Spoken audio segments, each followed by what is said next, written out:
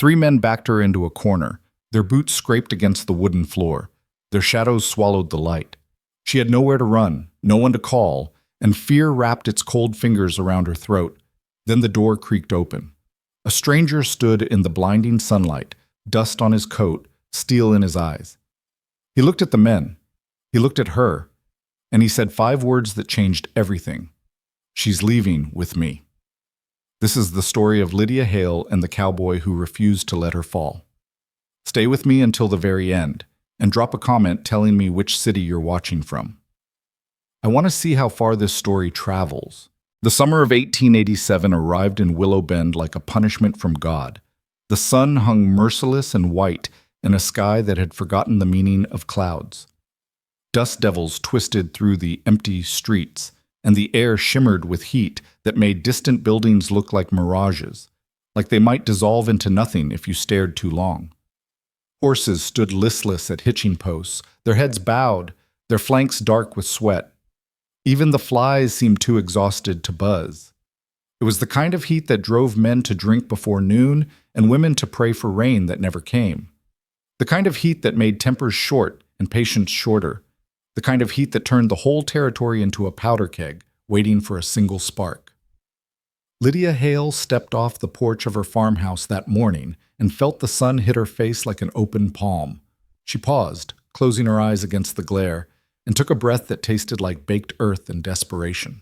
23 years old, alone on a dying ranch, with debts piling up like the dust on her father's grave.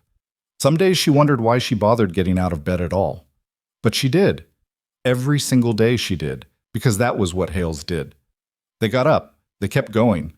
They didn't quit, not even when the world seemed determined to grind them into the dirt. Her father had taught her that in the years before the fever took him. Thomas Hale had been a man carved from the same stone as the mountains that ring the valley, hard, weathered, unbreakable. He had built this ranch from nothing, had wrestled every acre from land that didn't want to give. He had buried a wife, raised a daughter alone, fought off rustlers and drought and despair. And in the end, it was something as small and invisible as sickness that brought him down. Lydia still remembered the last thing he said to her, his voice thin as paper, his hand cold in hers. "Don't let them take it, Liddy. This land is yours. This land is home. Don't you ever let them take it from you." She had promised, and she intended to keep that promise, even if it killed her, which some days it felt like it might. She adjusted her bonnet against the sun and walked to the barn, where her only remaining horse, a tired old mare named Sadie, waited with patient eyes.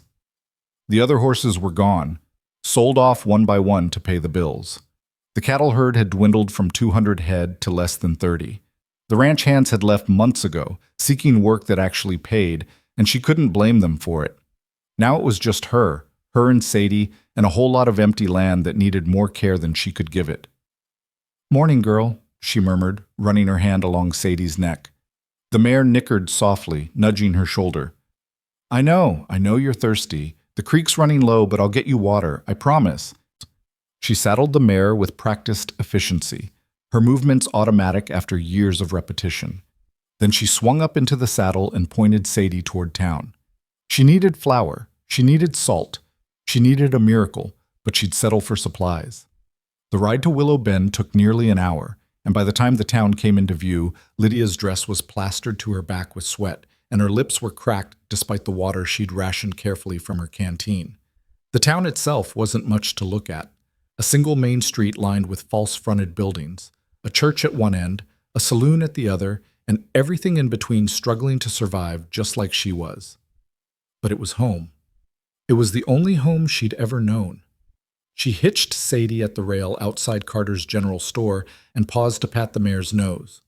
"I'll be quick," she promised. "Then we'll get you to the trough." The bell above the door chimed as she stepped inside, and for a moment the relative coolness of the interior felt like heaven. Carter's was dim and cluttered, smelling of leather and tobacco and the sharp sweetness of penny candy in glass jars. Shelves lined the walls, crammed with everything from canned goods to ammunition, and the wooden floor creaked under her boots as she moved deeper into the store. Old Ezra Carter looked up from behind the counter, his spectacles catching the light from the dusty window. He was past 70 now, stooped and gray, but his eyes were still sharp, and he'd been running this store since before Lydia was born. "Miss Hale," he said, and there was warmth in his voice, but also something else, something that looked like worry. "Didn't expect to see you today. I need flour, Mr. Carter, and salt, if you have it." She kept her voice steady, businesslike. She'd learned not to show weakness, not anymore. "I got both." He started to turn toward the shelves, then hesitated. His eyes flickered toward the back of the store. "Miss Hale, maybe you should—" "Well, well, well." The voice came from behind her, thick with amusement and something darker. Lydia's spine went rigid. She knew that voice. She'd been hearing it in her nightmares for months. She turned slowly. 3 men stood between her and the door, spread out in a loose half circle that blocked any path to escape. They wore the dust-covered clothes of ranch hands, but these weren't ordinary cowboys. They worked for Iron Ridge Ranch, and the brand on their soles was darker than the brand on their horses. The one in the middle was Colt Decker, tall, broad-shouldered, with a face that might have been handsome if it wasn't twisted by cruelty. He was Baron Stockton's right hand, his enforcer, his attack dog. He did the things Stockton was too smart to do himself, and he enjoyed every minute of it. Flanking him were 2 more of Stockton's men, Rollins, a lean and wiry man with cold eyes and fast hands, and Briggs, built like a bull and about as smart as one but dangerous in his own dumb way. "Lydia Hale," Decker drawled, taking a step forward. "Funny meeting you here. We were just talking about you." Lydia held her ground. "I can't imagine why." "Can't you?" Another step. "See, Mr. Stockton's been thinking.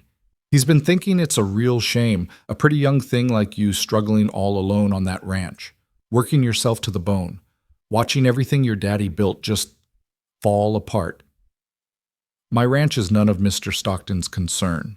Decker's smile widened, showing teeth. "Now, that's where you're wrong, sweetheart. See, Mr. Stockton, he's a generous man, a kind man. He's willing to take that burden right off your shoulders, make you a fair offer for the land and send you on your way. You could go east, start over, find yourself a husband who'll take care of you proper." Lydia's hands curled into fists at her sides. "The Hale Ranch is not for sale. Not now. Not ever.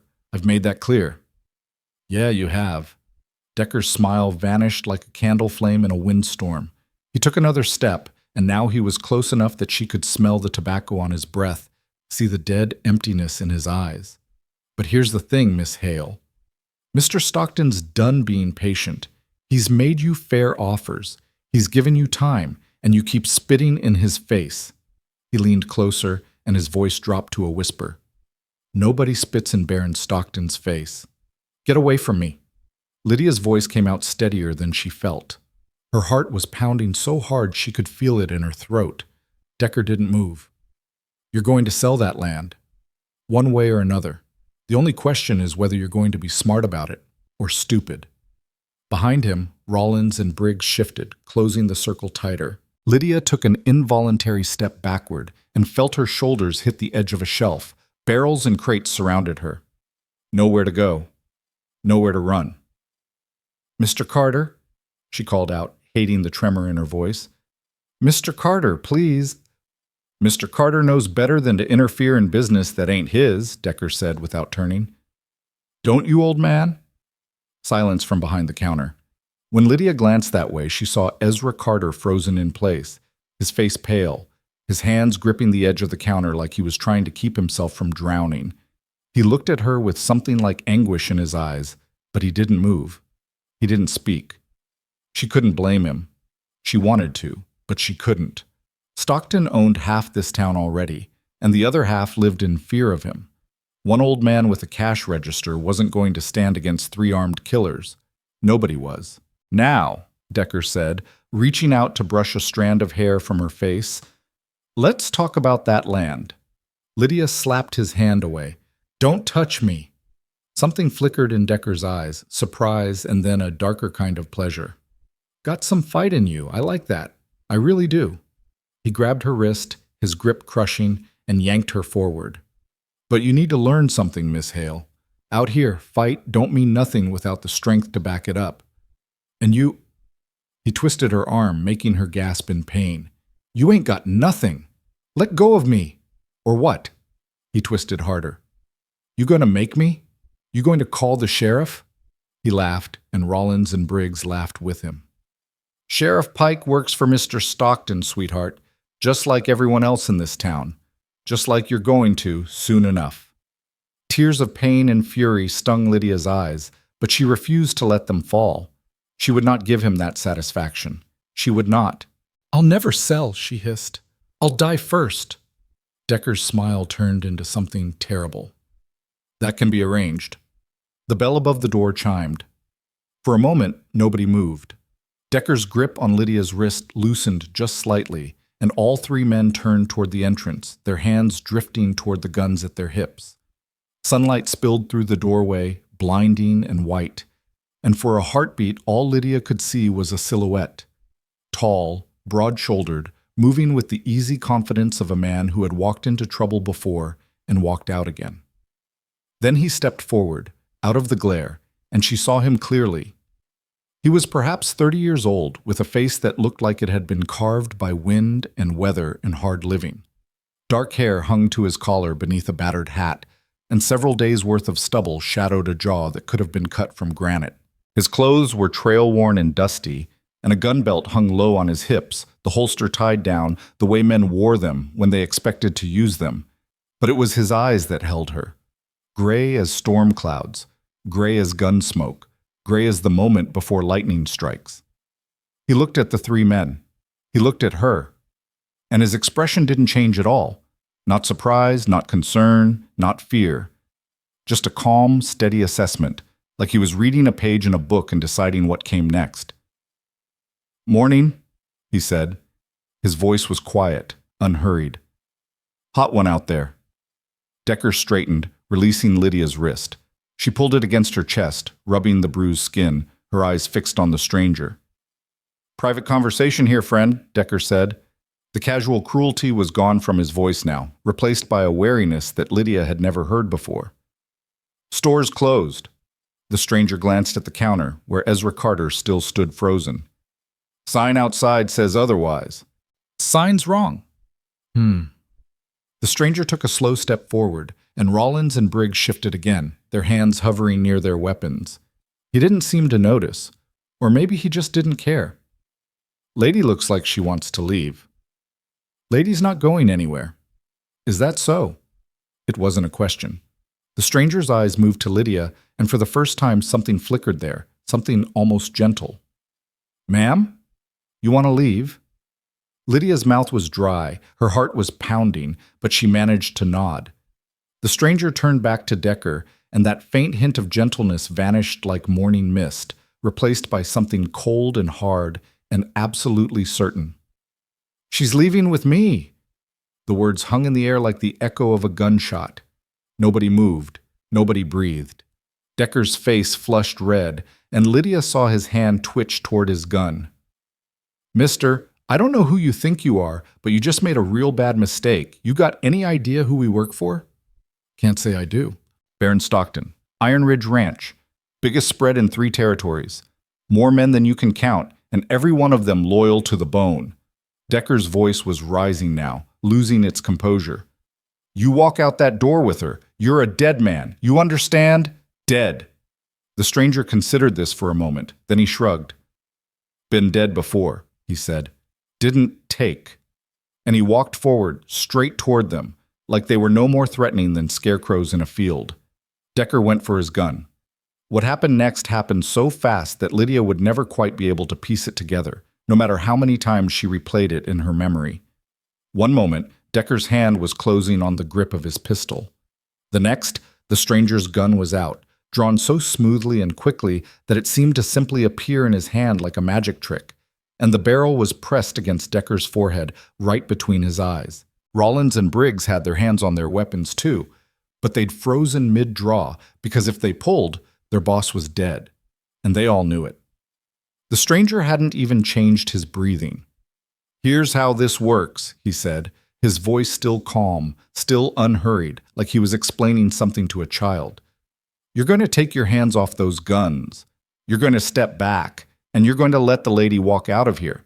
Then you're going to go back to your boss and tell him that whatever business he thinks he has with her is over." "You're bluffing," Decker breathed, but there was sweat on his forehead now, and his face had gone pale beneath the flush of anger. "Am I?" The stranger's thumb pulled back the hammer with a soft, deadly click. "Want to find out?" Silence stretched between them, tight as a wire. Then, slowly, Decker's hand moved away from his gun. He raised both hands to shoulder height, palms out, and took a step backward. After a moment, Rollins and Briggs did the same.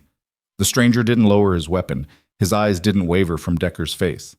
"Ma'am," he said, "walk past me. Go to your horse.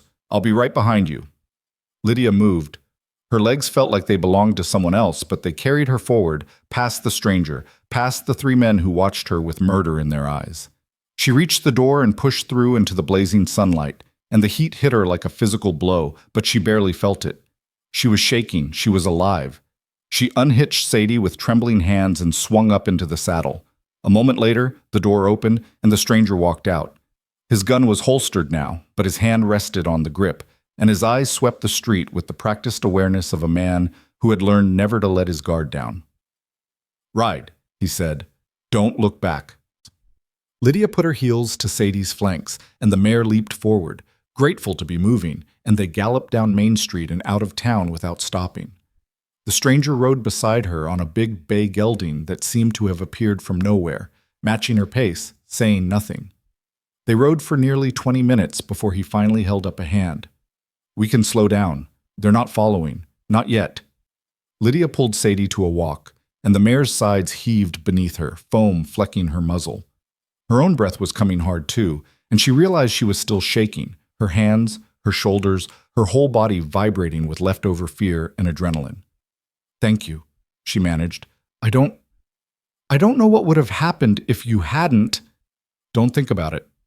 She looked at him, really looked at him for the first time since they'd left the store. He sat easy in the saddle, his posture relaxed but alert, his eyes scanning the horizon in all directions. Up close, she could see the lines around those gray eyes, the old scars on his hands, the way he held himself like a man who expected attack from any quarter at any moment. "Who are you?" she asked. He was quiet for a long moment. Then, "Name's Caleb Rourke. I'm Lydia Hale." "I know." She blinked. "How do you know?" "Those men in the store. They said your name." A pause. "Said some other things, too." Lydia's jaw tightened.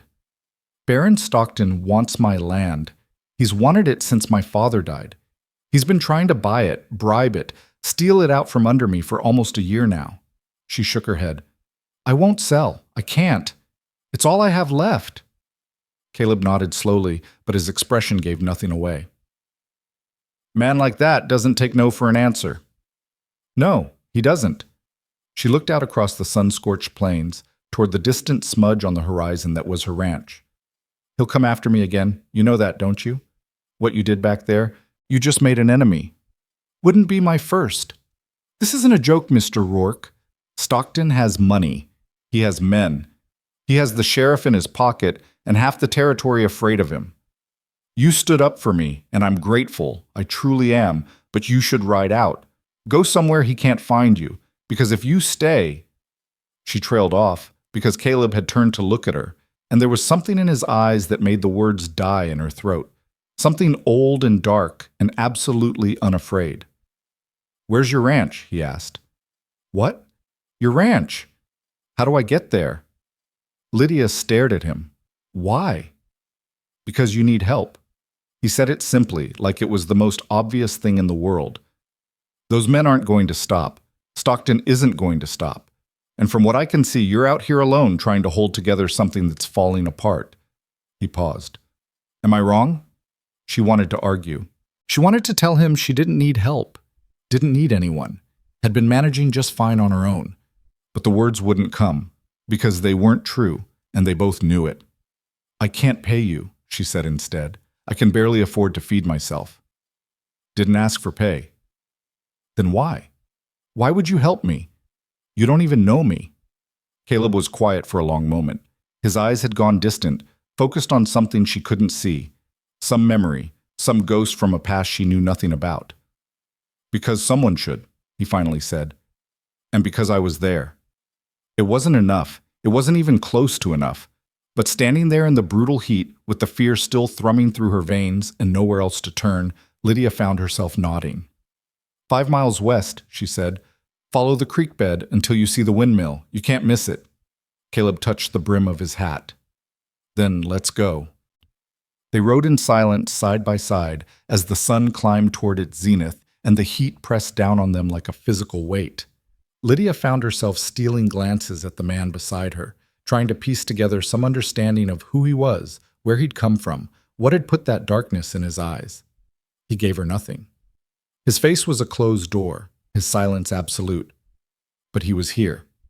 And for now, inexplicably, impossibly, that was enough. The Hale Ranch came into view just past noon, and even Lydia, who saw it every day, felt a pang of something like grief at the sight. It had been beautiful once.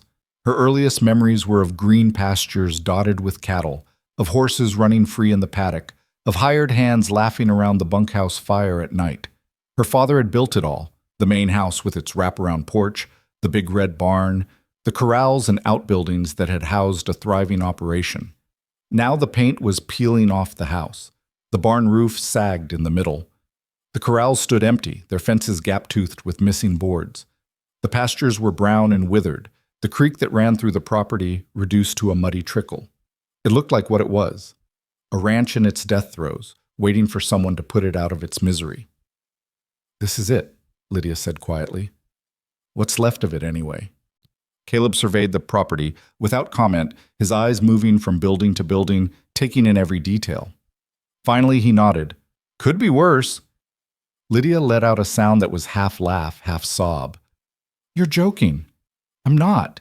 He swung down from his horse and stood there, hands on hips, looking at the barn with an expression that might almost have been thoughtful. "Foundation solid. Frame's good. Just needs work." He glanced at her.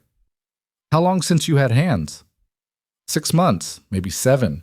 I couldn't pay them." "And you've been running this place alone?" "Me and Sadie." She patted the mare's neck. "She's not much help with the fence posts, though." The corner of Caleb's mouth twitched. Not quite a smile, but close. It transformed his face for just an instant, making him look younger, almost human. Then it was gone, and he was all business again. "Show me around," he said. "I need to see what we're working with." Lydia dismounted and led him through the property, pointing out problems she'd been too overwhelmed to address.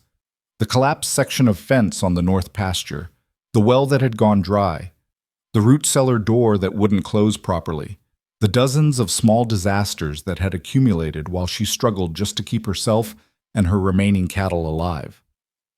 Caleb listened without interruption, occasionally stopping to examine something more closely, testing a fence post, peering at the mechanism of the windmill, running his hand along the seams of the barn wall.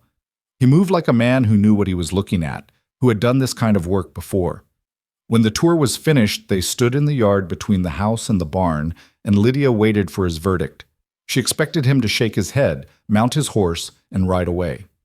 Anyone with sense would. Instead, he said, 1 week. "What?"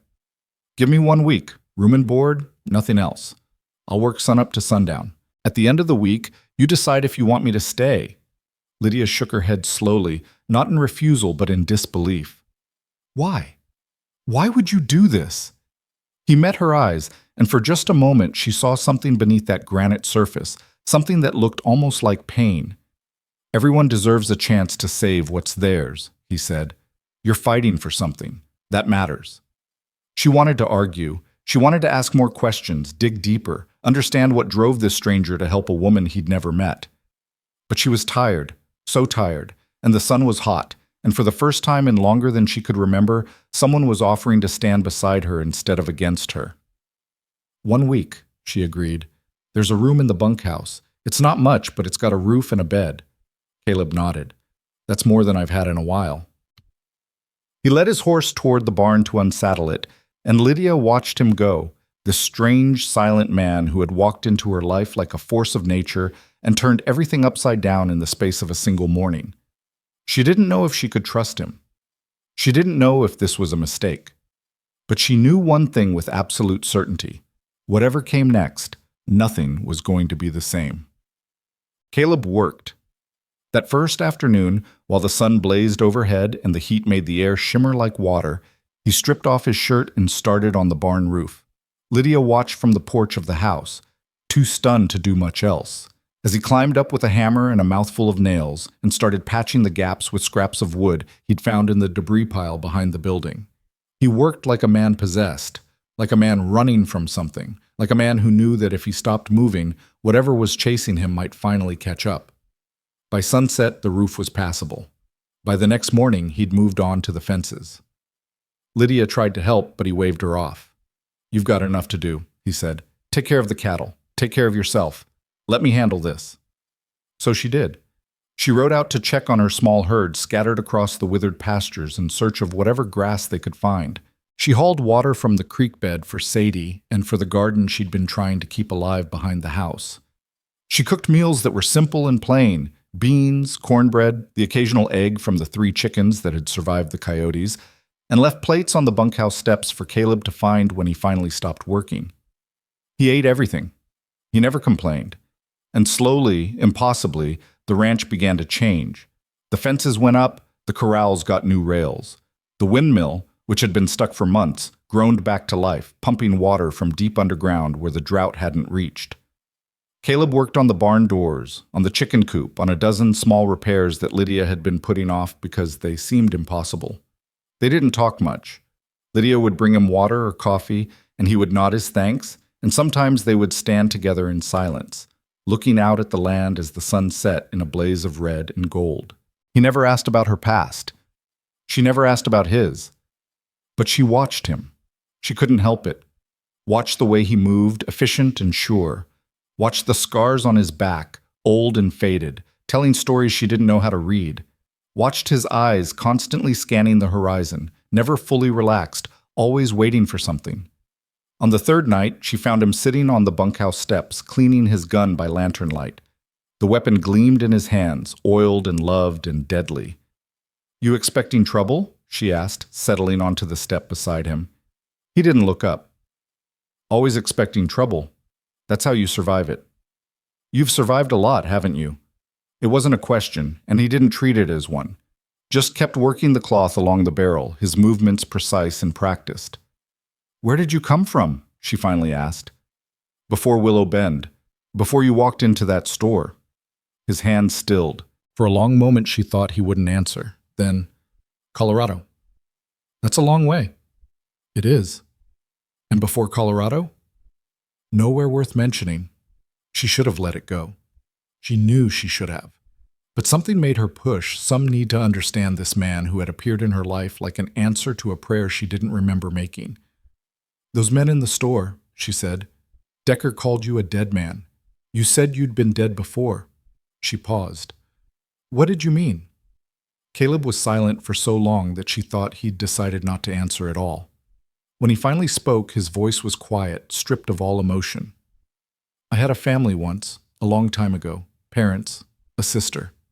A ranch not so different from this one." Lydia's breath caught. "What happened?" "They died." 2 words, flat as stones. "Fire. In the night. I wasn't there. I should have been there, but I wasn't. When I got back, there was nothing left but ashes and graves. I'm so sorry." He shook his head slightly, a dismissal, a refusal to accept sympathy he didn't think he deserved. "After that, I drifted. Worked where I could, got into trouble, got out of it, made enemies, made, not exactly friends, but people who didn't want me dead, which was close enough." He paused, and something shifted in his expression, a hardening, a darkness. "And I looked for the man who did it, the man who burned my family alive. I've been looking for 5 years. Lydia's heart was pounding. She knew somehow what he was going to say next. Knew it like she knew the sun would rise tomorrow. "Did you find him?" Caleb looked at her then, and his gray eyes were cold as winter. "His name is Baron Stockton." Bob. The silence that followed was absolute. Lydia couldn't move, couldn't speak, couldn't do anything but stare at him while the implications crashed over her like a wave. Stockton, she finally managed. The same Stockton who... The same. Caleb's voice was flat. He had a different name then, different ranch, different territory. But it's him. I'd know him anywhere. And he killed your family? Burned them out for the water rights. Our ranch sat on the best spring in the county. He wanted it. We wouldn't sell, so he took it. Caleb's jaw tightened. Made it look like an accident. Faulty lantern, they said. Tragic loss, they said. Nobody asked questions. Nobody cared enough to dig. But you did. I survived. I shouldn't have, but I did. And I've spent every day since then tracking him, following the trail of bodies and burned-out ranches he's left behind. He changes his name, moves territories, starts over, but the pattern's always the same. He looked at her with something that might have been compassion. He wants land. He finds someone vulnerable, and when they won't sell, he takes. Lydia's stomach churned. That's what he's doing to me. That's what he's doing to you. And you came to Willow Bend looking for him? I've been looking for 3 months. Heard rumors of a rancher up north, buying up land, pushing out anyone who got in his way. Rode in yesterday to see for myself. A pause. I was going to find him, confront him, end it one way or another. Then I walked into that store and saw you. And you helped me instead. I couldn't walk away. He said it simply, without drama. I've seen what he does, what he leaves behind. I wasn't going to stand there and watch him do it to someone else. Lydia's mind was spinning. Everything she thought she knew about this man, this stranger who had appeared from nowhere and asked nothing in return, had shifted, rearranged itself into a new and terrifying shape. He wasn't just a drifter. He wasn't just a good Samaritan. He was a hunter. And the monster he'd been hunting for 5 years was the same one circling her door. "What are you going to do?" she asked. "Now that you've found him?" Caleb was quiet for a long moment. His hands had resumed their work on the gun, but slower now, almost meditative.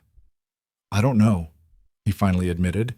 I've spent so long chasing him, planning what I'd do when I caught up.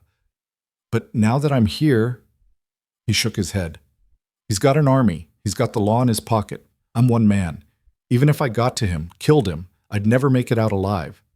And then what? Nothing changes. His men take over. The next Stockton rises up. And everything I sacrificed means nothing. So you're just going to give up? No. The word was sharp, immediate. But maybe there's another way. A better way. If I can prove what he's done, not just here but in Colorado, and all the places in between, maybe I can bring him down without becoming a murderer myself. He looked at her, and there was something raw in his expression now, something vulnerable. I don't want to be like him. I've spent 5 years living in the darkness, and I'm tired. I want it to end. I want to be able to sleep at night again. Lydia reached out, almost without thinking, and placed her hand over his. Then we'll find another way, she said. Together. He stared at her hand on his like he'd never seen anything like it before, like he'd forgotten what kindness felt like. You don't have to do this, he said. This isn't your fight. Stockton made it my fight the first time he sent his men to threaten me, the first time he tried to take what's mine. She tightened her grip. You saved my life, Caleb. Let me help you save yours. For a moment, she thought he was going to pull away, going to retreat behind those walls he'd built around himself, shut her out like he'd shut out everyone else. Then, slowly, his hand turned beneath hers, and his fingers interlaced with hers, and he nodded. Together, he said. And somewhere in the darkness beyond the reach of the lantern light, the night seemed a little less frightening than it had before. The next few days passed in a blur of work and whispered conversations and the growing sense of something building, something inevitable. Caleb kept repairing the ranch, but now Lydia worked beside him, learning from him, sharing the labor. They talked as they worked, about her father, about his family, about the dreams they'd had before the world burned them away. He told her about his sister, Elizabeth, who had been 16 when she died, who had wanted to be a school teacher, who had laughed like music. She told him about her mother, Sarah, who had died giving birth to a son who never drew breath, leaving behind a grief that her father had carried like a stone in his chest until the day he died. They were both orphans in different ways, both survivors, both carrying wounds that hadn't healed and might never heal. But there was something else too, something that sparked between them when their hands touched, when their eyes met, when they stood too close and neither of them stepped away. Something that scared Lydia almost as much as it thrilled her. On the fifth night, riders appeared on the horizon. Lydia saw them first, three dark shapes silhouetted against the setting sun, moving toward the ranch at a steady pace. Her blood ran cold. Caleb! He was beside her in an instant, his hand already on his gun. His eyes narrowed as he tracked the approaching figures. Iron Ridge, he said quietly. Decker and his boys. What do they want? Nothing good. He turned to her, his face hard. Get in the house. Lock the door. Don't come out no matter what you hear. Caleb, please. It was the first time she'd heard him say that word. Let me handle this. She wanted to argue. Every fiber of her being screamed that she should stand beside him, face this together like they'd promised. But there was something in his eyes, a desperate, fierce protectiveness that made her nod instead. Be careful, she whispered.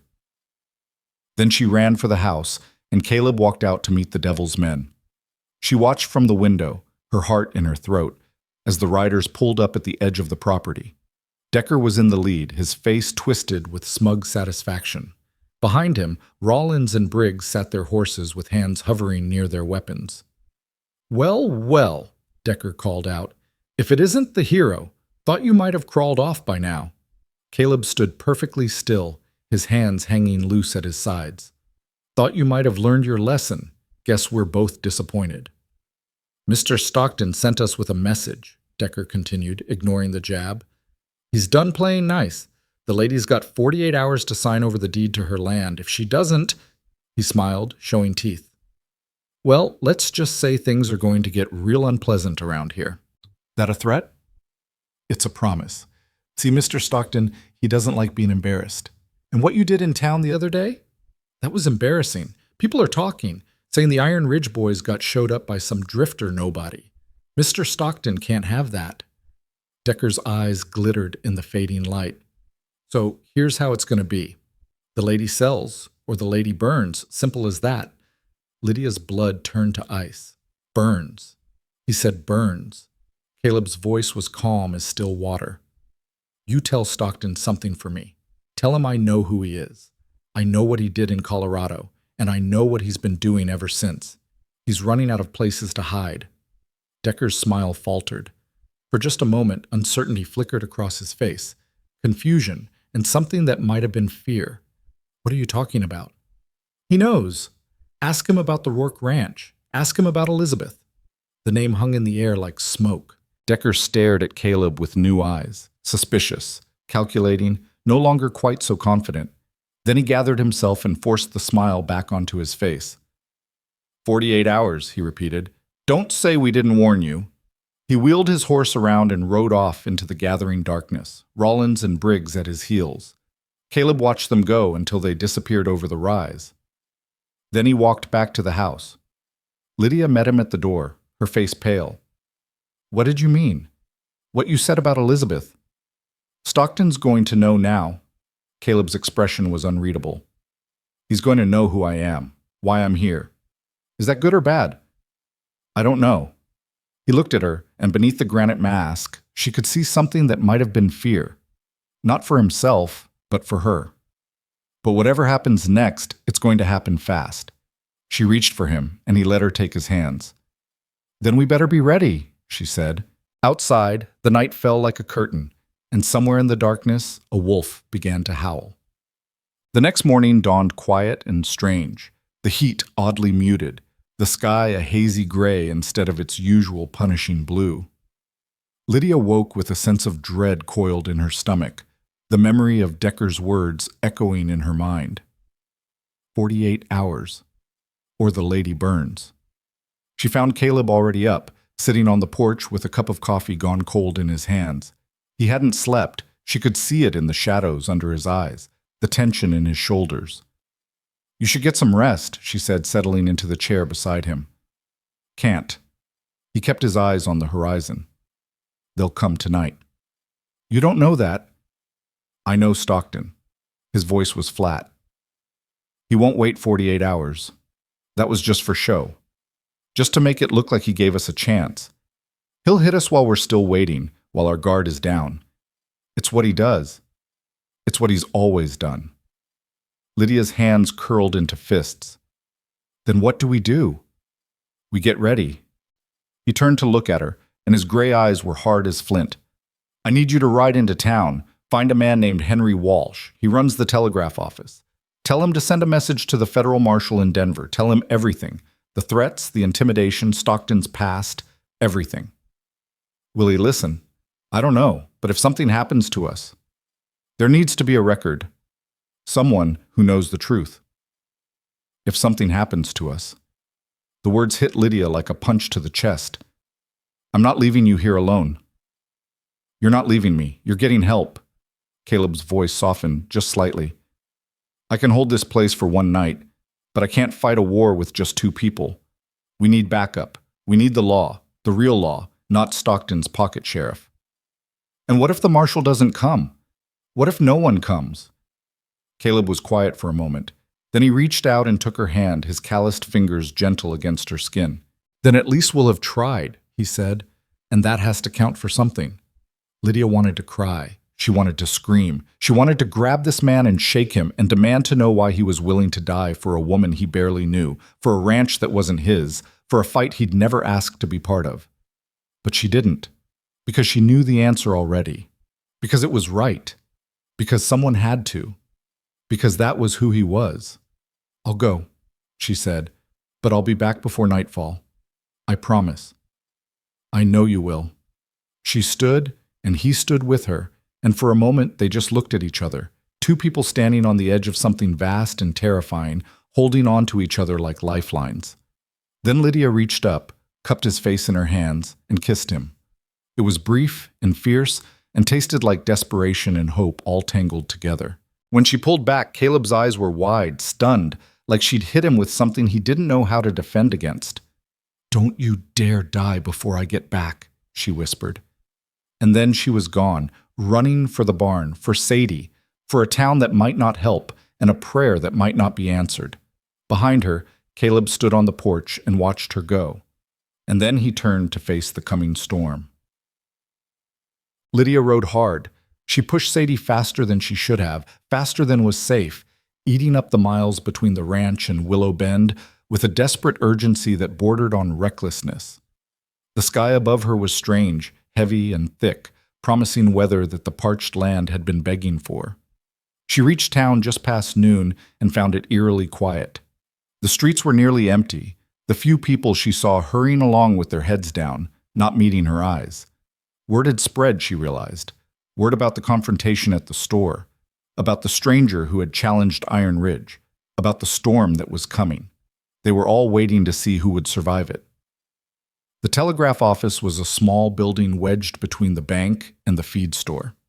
Lydia hitched Sadie and went inside, her heart pounding. Henry Walsh looked up from his desk, a thin, nervous man with spectacles and ink-stained fingers. His eyes widened when he saw her. "Miss Hale, what are you—" "I need to send a message," she cut him off. "To the federal marshal in Denver. It's urgent." Walsh's face went pale. "Miss Hale, I don't— that is, I can't—" "Yes, you can." She slammed her hand on the counter. "This is life and death, Mr. Walsh.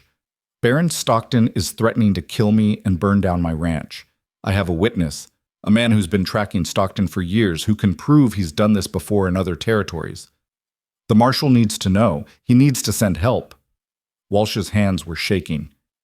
"Miss Hale, please understand, Stockton has men everywhere. If he finds out I helped you, then you'll be on the right side of history." Lydia leaned forward, her eyes blazing. "I know you're afraid. I'm afraid too. But if we don't stand up now, who will? How many more people have to lose everything before someone says enough?" The telegraph operator stared at her for a long moment. She could see the war playing out behind his eyes, fear against conscience, self-preservation against decency. Finally, he swallowed hard and reached for his notepad. Tell me what you want to say. Lydia told him. Everything. The threats, the intimidation, Caleb's revelations about Colorado, Stockton's pattern of burning out ranchers who wouldn't sell. She dictated it all while Walsh's pencil scratched furiously across the paper, and when she was done, he hurried to the telegraph machine and began tapping out the message in rapid bursts. It's sent, he said when he finished, his face sheened with sweat. Whether they'll believe it, whether they'll come. I can't promise you anything. You've done enough. Lydia gripped his hand. Thank you, Mr. Walsh. Whatever happens, thank you. She turned to leave and found Sheriff Pike standing in the doorway. Pike was a big man, running to fat, with a red face and mean little eyes that had long ago stopped seeing anything but what Stockton wanted him to see. He wore his badge like a prop, and the gun on his hip hadn't been fired in years. Miss Hale, he said, his voice oily smooth. What brings you to town? Nothing that concerns you, Sheriff. Everything in this town concerns me. He stepped forward, blocking her path. Heard you've been making trouble, spreading lies about respectable citizens. That's not very neighborly. Baron Stockton is a murderer and a thief, Lydia said flatly. And you're his dog. Now get out of my way. Pike's face flushed an ugly red. You want to be careful, little lady. The law can make things very difficult for people who don't show proper respect. The law? Lydia laughed, a harsh, bitter sound. You're not the law. You're a coward with a badge. And when the real law gets here, you're going to answer for everything you've ignored and everything you've helped cover up. For a moment she thought Pike might hit her. His hand twitched toward his gun, his face contorted with rage. Then a voice came from behind him. Is there a problem here, Sheriff? Pike spun around. Standing in the street behind him was a small group of townspeople. Ezra Carter from the general store, the blacksmith Thomas Garrett, a few others Lydia recognized. They weren't armed, they weren't threatening, but they were there, watching, bearing witness. This ain't your business, Pike snarled. Miss Hale is a member of this community, Ezra Carter said quietly. That makes it our business. The sheriff looked from Carter to the others, calculating odds, weighing risks. Finally, he stepped aside with a muttered curse. This isn't over, he said to Lydia. No, she agreed. It isn't. She walked past him into the street, where Carter and the others waited. Thank you, she said. Carter shook his head. We should have done something sooner, should have stood up years ago. He looked old suddenly, old and tired and ashamed. I watched them back you into that corner, and I did nothing. I've been doing nothing for too long. It's not too late. Maybe not. He reached out and squeezed her hand. You be careful out there, Miss Hale, and tell that cowboy of yours. Tell him not everyone in this town is a coward. Lydia nodded, her throat tight with emotion. Then she mounted Sadie and rode for home. She arrived back at the ranch just as the sun began to sink toward the horizon, painting the sky in shades of blood and fire. The strange clouds from earlier had gathered strength, piling up along the western hills, and the air had a charged electric quality that made her skin prickle. Storm coming, she thought, one way or another. Caleb met her at the gate. His face was taut with tension, but relief flickered in his eyes when he saw her. It's done, she said as she dismounted. The message is sent. Now we wait. How long? I don't know. Days, maybe? A week? Caleb nodded slowly. Then we need to survive tonight. They spent the remaining daylight preparing.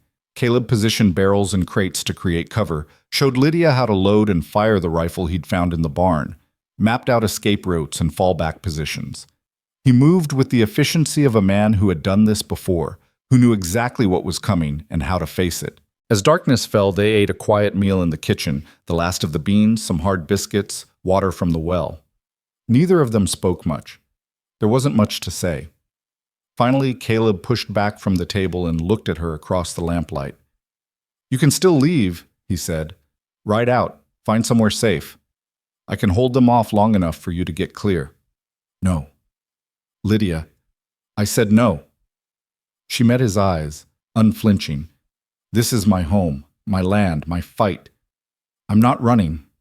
She paused. "And I'm not leaving you." Something shifted in his expression. Something that might have been wonder or gratitude or something deeper that neither of them had words for. "I'm not used to this," he admitted. "Having someone to fight beside. Having someone who stays. Get used to it." She reached across the table and took his hand.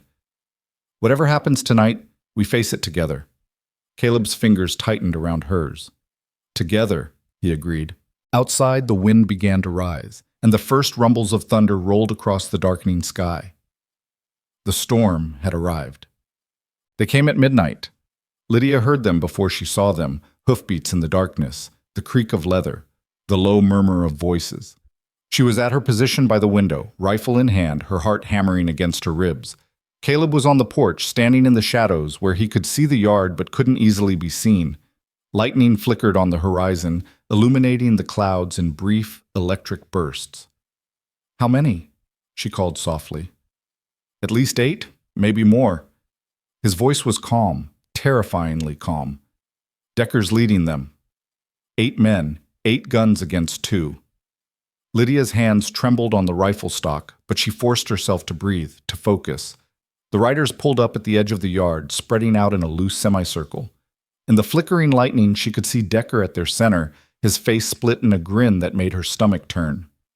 "Evening, folks," he called out. "Hope we didn't wake you." Caleb stepped forward out of the shadows, his gun in his hand. "You should have stayed home, Decker." "And miss all this fun?" Decker laughed. "See, that's the thing about you, stranger. You just don't know when to quit. Mr. Stockton wanted to give you a chance to walk away, but you had to go running your mouth, stirring up trouble." His voice hardened. "Now trouble's here, and it ain't walking away. Then let's get this over with." Decker's grin widened. He raised his hand, and a torch blazed to life in one of the rider's grips, then another, until half the men held flames aloft, casting wild, dancing shadows across the yard. "Here's the deal," Decker said. "You hand over the woman and the deed to this land, and we let you live. You got my word on that." "Your word's worth less than dirt." "Probably," Decker shrugged. "But it's all you got. So what's it going to be? Walk away or burn?" Lightning split the sky, followed by a crash of thunder that shook the ground. And in that moment, Lydia made her choice. She stepped out onto the porch, rifle raised, and took her place beside Caleb. "This is my home," she said, her voice cutting through the storm. "And I'm not giving it up. Not to you, not to Stockton, not to anyone." Decker stared at her for a moment. Then he laughed, a harsh, ugly sound. "Have it your way." He dropped his hand. "Burn it down!" The torches flew. What happened next was chaos and fire and thunder all woven together. Lydia fired her rifle and saw one of the riders fall. Caleb's pistol roared again and again, each shot finding its mark with deadly precision. The torches landed on the barn roof, in the dry grass, against the walls of the house, and flames leaped up like hungry animals. Men were shouting, horses were screaming.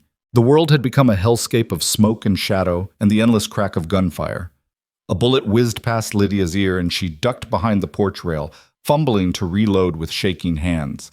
Caleb was beside her, still firing, his face a mask of grim determination. "The barn!" she screamed. "The barn's on fire!" "I know."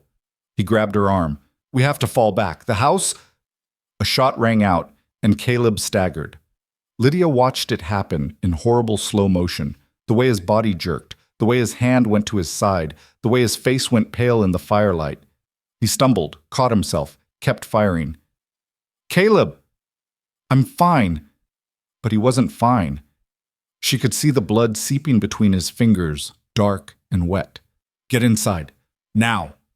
She grabbed him, half dragging him through the door as bullets thudded into the walls around them. The interior of the house was filling with smoke, the fire spreading fast, but it was still standing. "How bad?" she demanded, pushing him into a chair. "Just a graze." He was lying. She could see it in his eyes. But there wasn't time to argue. Outside, the gunfire had slowed. She risked a glance through the window and saw the surviving riders regrouping, Decker at their center, his face twisted with rage. 4 down, Caleb said through gritted teeth. Maybe 5. But there's still enough of them to finish this. The barn was fully engulfed now, flames shooting up into the storm-dark sky. The heat was intense even from here, and embers swirled through the air like demonic fireflies.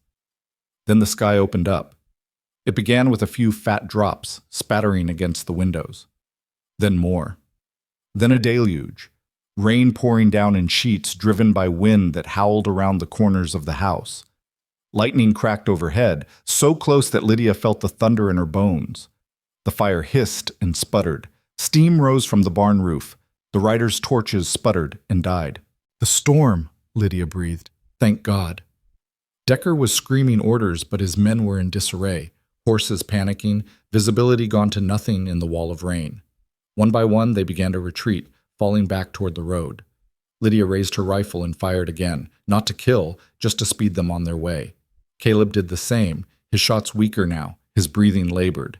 And then, as suddenly as they'd appeared, the Iron Ridge men were gone, swallowed up by the darkness and the storm, leaving behind nothing but smoke and blood and the ruined skeleton of the barn.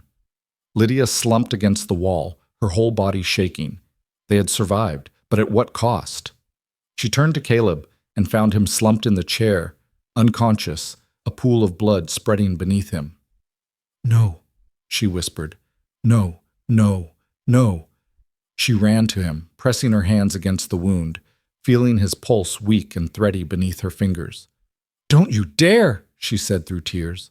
"Don't you dare leave me now. You promised. You promised." The storm raged on around them, but Lydia didn't hear it.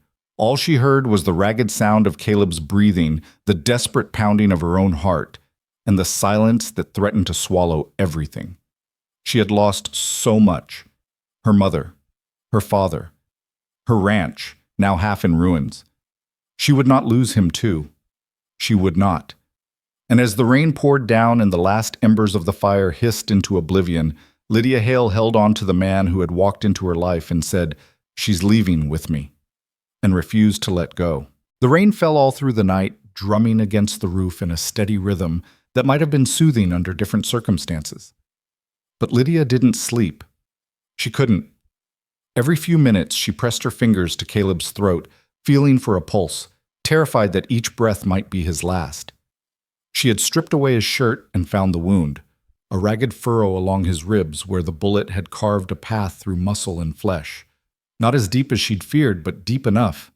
Blood soaked the bandages she'd torn from her own petticoat, and his skin burned with fever even as his body shook with chills.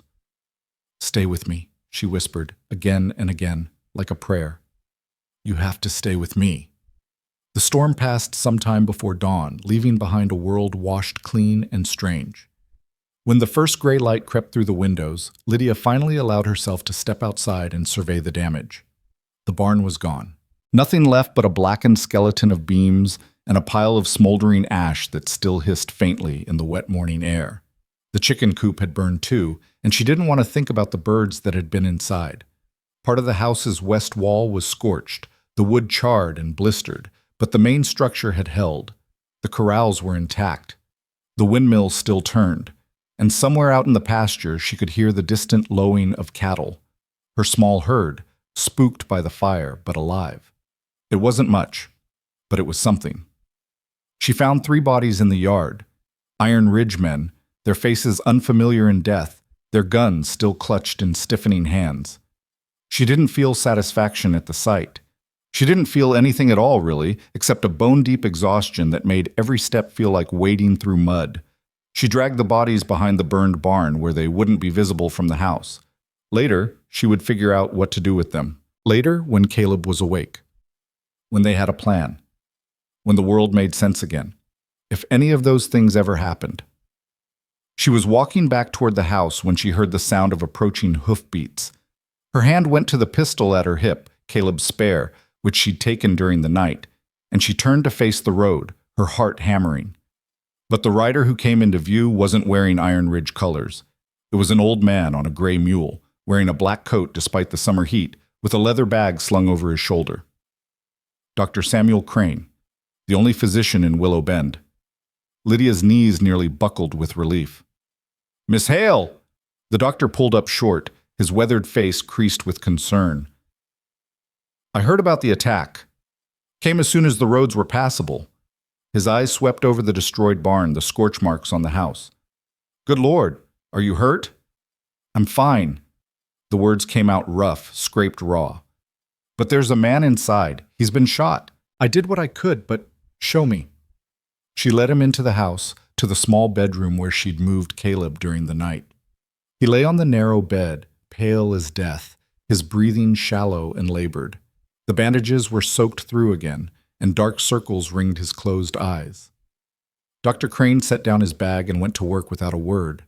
Lydia stood in the doorway, watching, her hands clenched so tight her nails bit into her palms. The doctor examined the wound, cleaned it with something from a brown bottle that made Caleb moan even in unconsciousness, and applied fresh bandages with quick, practiced movements. "He's lost a lot of blood," Crane said finally, straightening up. "And there's infection setting in. I've done what I can, but the next 24 hours will tell the tale." "Will he live?" The doctor looked at her with eyes that had seen too much death to offer false hope. "I don't know, Miss Hale. He's strong. I can see that. But the body has limits. All we can do now is wait and pray." Lydia nodded, not trusting herself to speak. Crane packed up his bag, but he didn't leave immediately. He stood for a moment, looking at her, really looking, taking in the bloodstains on her dress, the exhaustion in her face, the rifle still propped against the wall where she'd left it. "You fought them off," he said. It wasn't a question. "We did. He did, mostly. I tried to help." "You did more than try." The doctor's voice softened. "I've known you since you were a child, Lydia. Known your father, too. Thomas would be proud of you. Proud of what you did here." The words hit her like a blow. She felt tears prick her eyes and blinked them back fiercely. "Thank you for coming, Doctor. What do I owe you?" "Nothing." He held up a hand when she started to protest. "I mean it. What Stockton's doing to this valley, it's wrong. We all know it. Most of us are just too scared to say so." He looked toward the bedroom where Caleb lay. "But that man of yours, he's not scared, and neither are you. Maybe that's what this town needs. Maybe that's what we've been waiting for." He left, promising to return the next day to check on Caleb. Lydia watched him ride away, then went back inside and took up her vigil beside the bed. The hours crawled by. She bathed Caleb's face with cool water when the fever spiked. She changed his bandages when they soaked through. She talked to him, even though she didn't know if he could hear, telling him about her father, about her mother, about the dreams she'd had as a girl before the world taught her that dreams were luxuries she couldn't afford. She told him about the first time she'd seen him, standing in the doorway of Carter's store with the sun at his back and steel in his eyes. She told him how afraid she'd been, and how that fear had changed into something else, something she didn't have a name for yet, but something that felt like hope. "You can't die," she whispered, her hand wrapped around his. "You hear me, Caleb Rourke? You can't die. Not now. Not when I just found you." His fingers twitched in hers, just slightly, just for a moment, but it was enough. She pressed her forehead to his hand and let the tears finally fall. Evening came, painting the sky in shades of purple and gold. Lydia had just lit the lamp when she heard voices outside. More than one, approaching from the direction of town. She grabbed the rifle and went to the door, her heart pounding. If Stockton's men had come back. But when she stepped onto the porch, she saw something she hadn't expected. A group of townspeople stood in her yard. Ezra Carter was there, and Thomas Garrett the blacksmith, and half a dozen others, men and women she recognized from church, from the general store, from the small daily interactions that made up life in a place like Willow Bend. They were carrying things. Tools, lumber, sacks of flour and salt, a crate of chickens clucking nervously in the evening light. "What is this?" Lydia's voice came out barely above a whisper. Ezra Carter stepped forward, twisting his hat in his hands. "We heard what happened, Miss Hale. About the attack. About your barn." He looked around at the gathered crowd. "We figured you could use some help." I can't pay you." "Don't want pay." This from Thomas Garrett, a huge man with arms like tree trunks and a voice like gravel.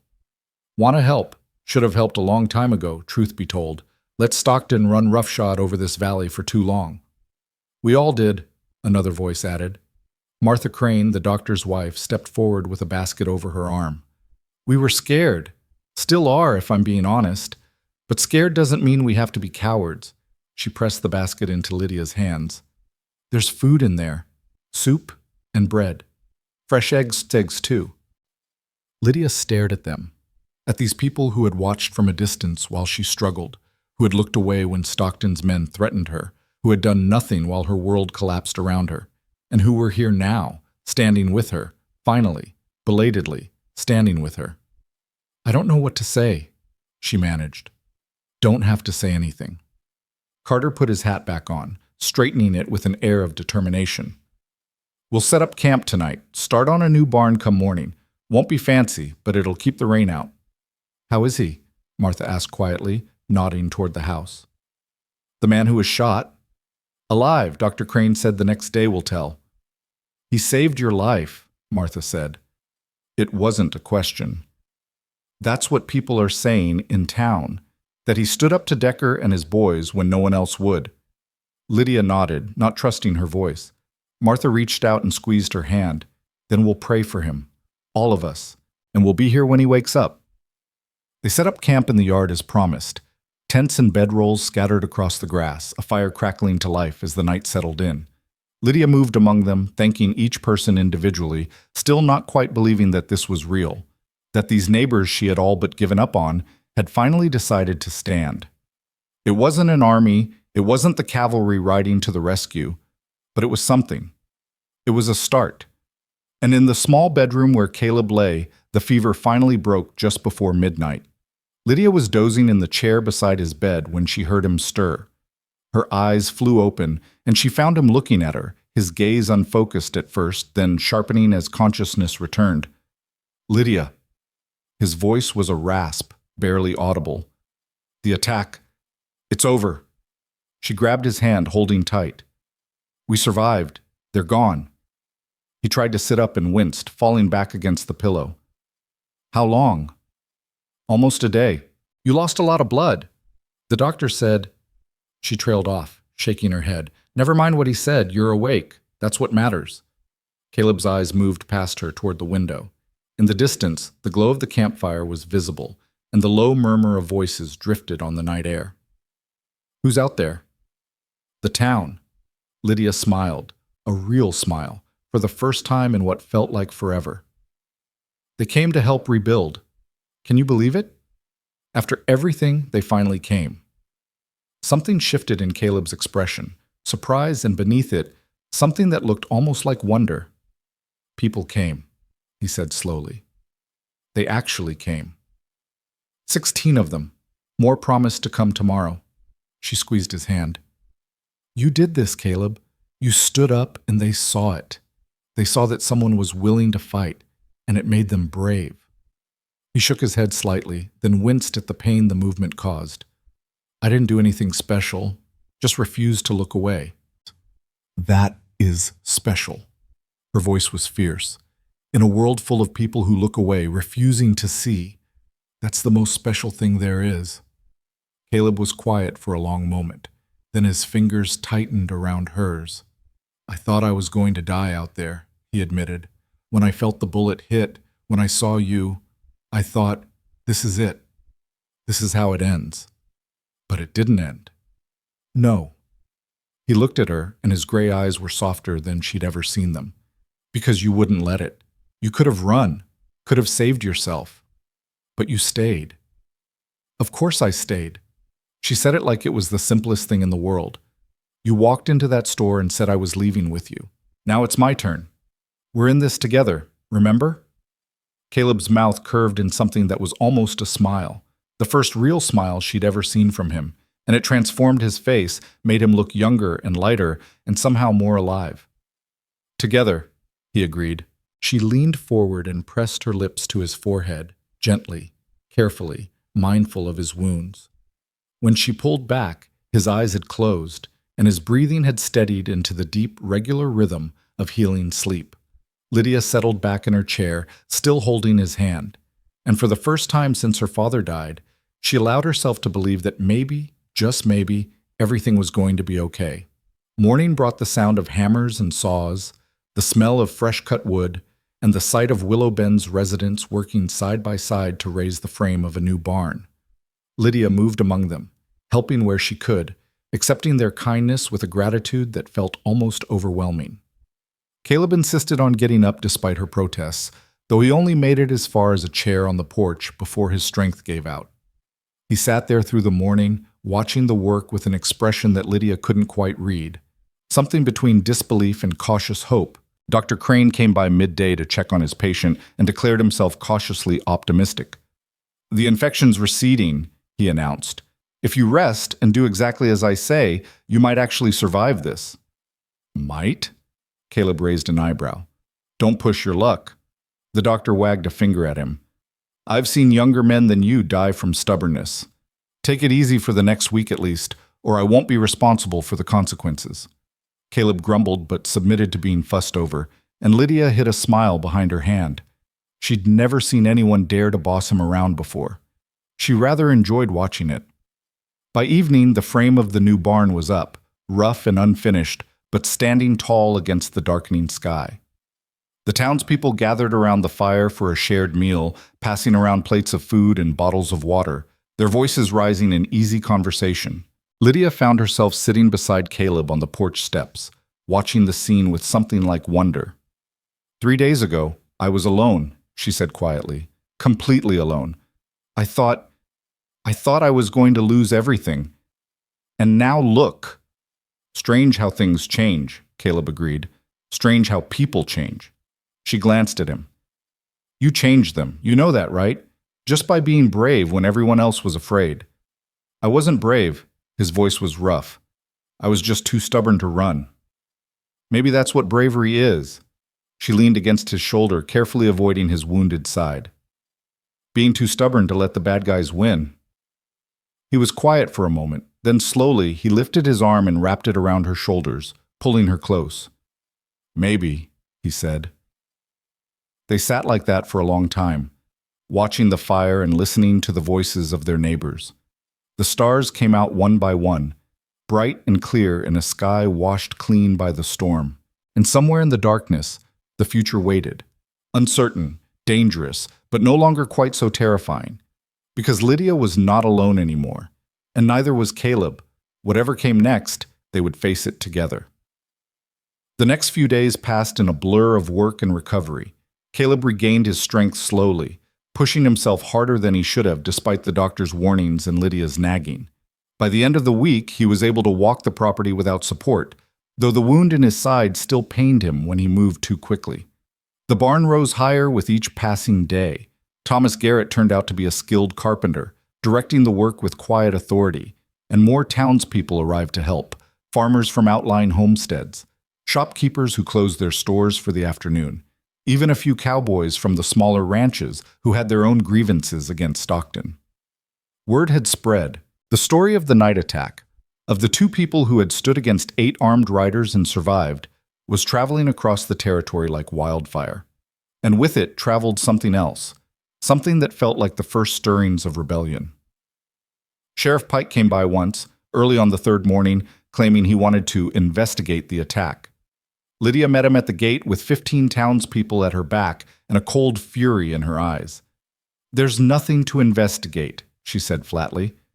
"Baron Stockton sent his men to burn me out. We defended ourselves. That's the end of it. Now, Miss Hale, that's a serious accusation. It's not an accusation, it's a fact.